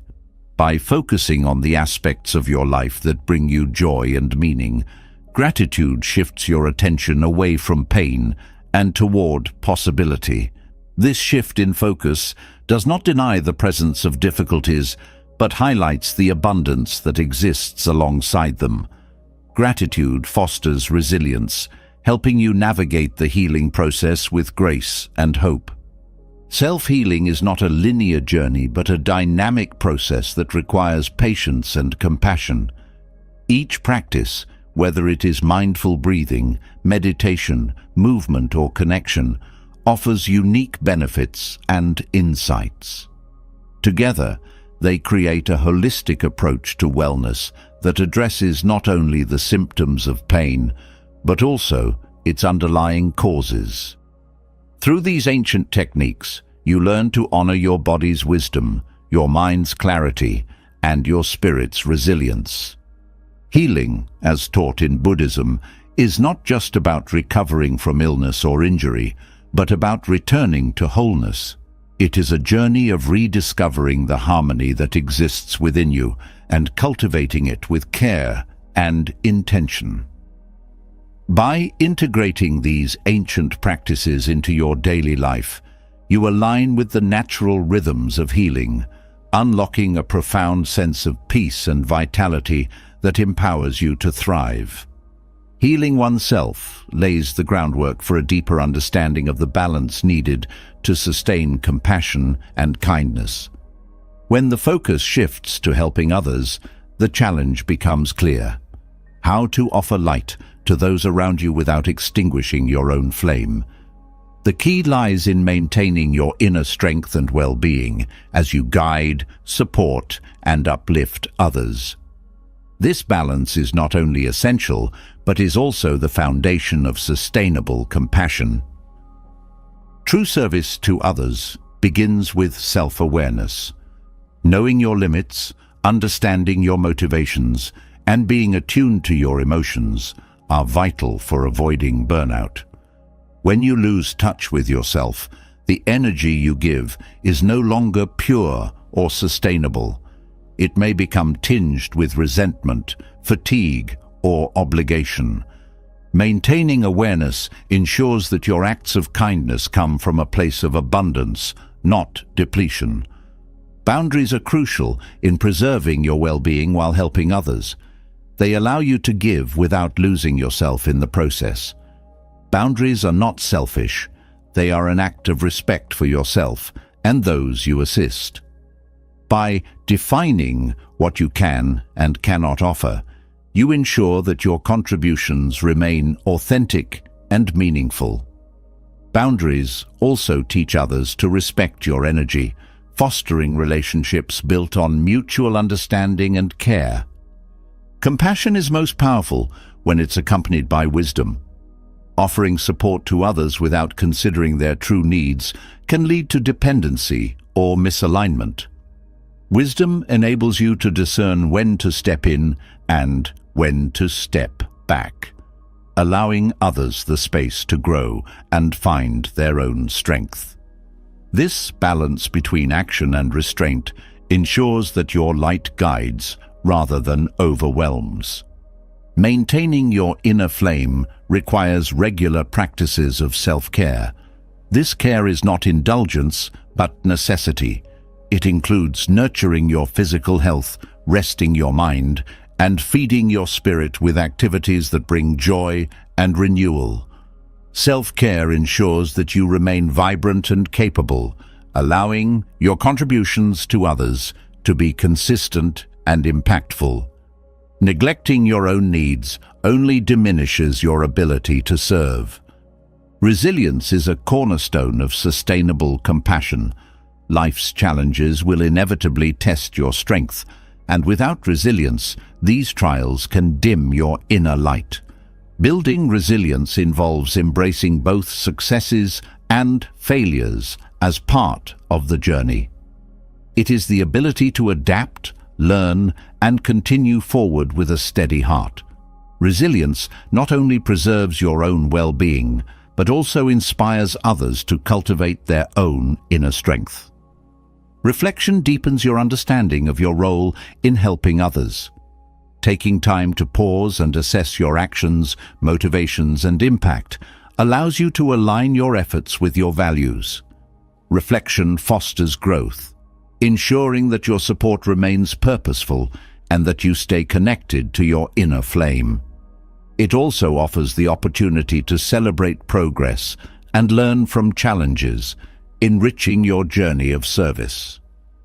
Empathy is a powerful tool, but it must be balanced with self-preservation. Absorbing the pain of others without boundaries can lead to emotional exhaustion. Practicing compassionate detachment allows you to remain empathetic without being consumed by the suffering you witness. This approach ensures that you can offer meaningful support while protecting your own mental and emotional health. Connection with others provides a source of strength and renewal. Surrounding yourself with people who uplift and inspire you reinforces your own resilience. These relationships act as a network of support, reminding you that you're not alone in your efforts. Connection also fosters a sense of community, amplifying the positive impact of your actions as others join in your mission to create change. Purpose fuels your ability to sustain compassion. Knowing why you are helping and what you hope to achieve gives your actions clarity and focus. Purpose transforms acts of kindness into a meaningful journey, guiding you through moments of doubt or difficulty. It anchors you to your values, ensuring that your light remains steady even in the face of challenges. Letting go of control is essential when helping others. The desire to fix or solve every problem can lead to frustration and burnout. Recognizing that some outcomes are beyond your influence allows you to release the burden of responsibility. Letting go does not mean indifference. It means trusting that your efforts, however small, contribute to a greater good. This trust lightens your load, freeing you to focus on what you can truly impact. Gratitude enhances your ability to help without losing yourself. By appreciating the opportunity to serve, you cultivate a sense of fulfillment that counteracts exhaustion. Gratitude shifts your focus from what is lacking to what is abundant, reinforcing the positive energy that fuels your inner flame. It reminds you of the interconnectedness of all beings, inspiring you to continue giving with an open heart. Flexibility is another key to sustaining compassion. Life is unpredictable, and rigid expectations can lead to disappointment or discouragement. Flexibility allows you to adapt to changing circumstances while maintaining your core values. It ensures that your actions remain relevant and effective, even in the face of unforeseen challenges. This adaptability keeps your light strong and your efforts impactful. Trusting others to contribute their light is an act of humility and wisdom. Recognizing that you are not the sole source of support empowers those around you to step into their own strength. Delegating or sharing responsibilities creates a ripple effect of compassion, magnifying the impact of your efforts.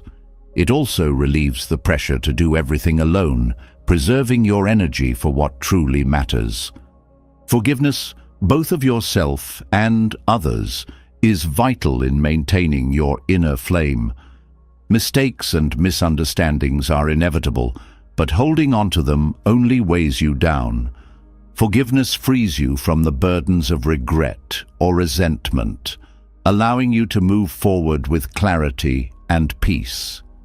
It is a reminder that compassion begins with yourself, extending outward to those you serve. Mindfulness anchors you in the present moment, preventing you from becoming overwhelmed by the past or future. By focusing on the here and now, you ensure that your actions are deliberate and meaningful. Mindfulness also fosters self-awareness, helping you recognize when your flame is dimming and when it is time to step back and recharge. This awareness is the foundation of sustainable compassion. Sustaining your light while helping others is a journey of balance and intention. It requires honoring your needs, respecting your limits, and embracing the interconnectedness of all beings. By maintaining your inner strength, you not only preserve your own well-being, but also create a brighter, more enduring source of light for those around you. This balance is not only achievable, but essential, ensuring that your acts of compassion continue to inspire and uplift without depleting your spirit. Through this harmony, you embody the true essence of service, lighting the path for others while keeping your own flame alive and strong. Helping others is one of the most profound ways to connect with the world. But as the teachings of Buddhism remind us, true compassion begins with balance. Without nurturing your own inner strength, the act of giving can shift from a beautiful offering to a draining sacrifice. By understanding the importance of boundaries, mindfulness, and self-care, you create a sustainable way to help others while preserving your own light. The wisdom of the empty cup, the middle way, and the art of saying no all point to one truth. Your well-being is not a selfish pursuit, but a gift to those around you. Only when you are whole can you truly give from a place of abundance, inspiring others to do the same. It's not about giving less, it's about giving wisely, with intention and love. What resonated most with you today? Was it the idea of setting boundaries, the power of self-love, or the profound ripple effect of balance? Let us know in the comments. We'd love to hear your thoughts and continue this meaningful conversation. If you found value in this discussion, don't forget to subscribe to the channel and hit the bell icon so you never miss out on content that nurtures your journey of growth and wisdom. Together, let's build a community of compassion, balance, and shared light. Thank you for being part of this journey, and until next time, take care of yourself as you care for others.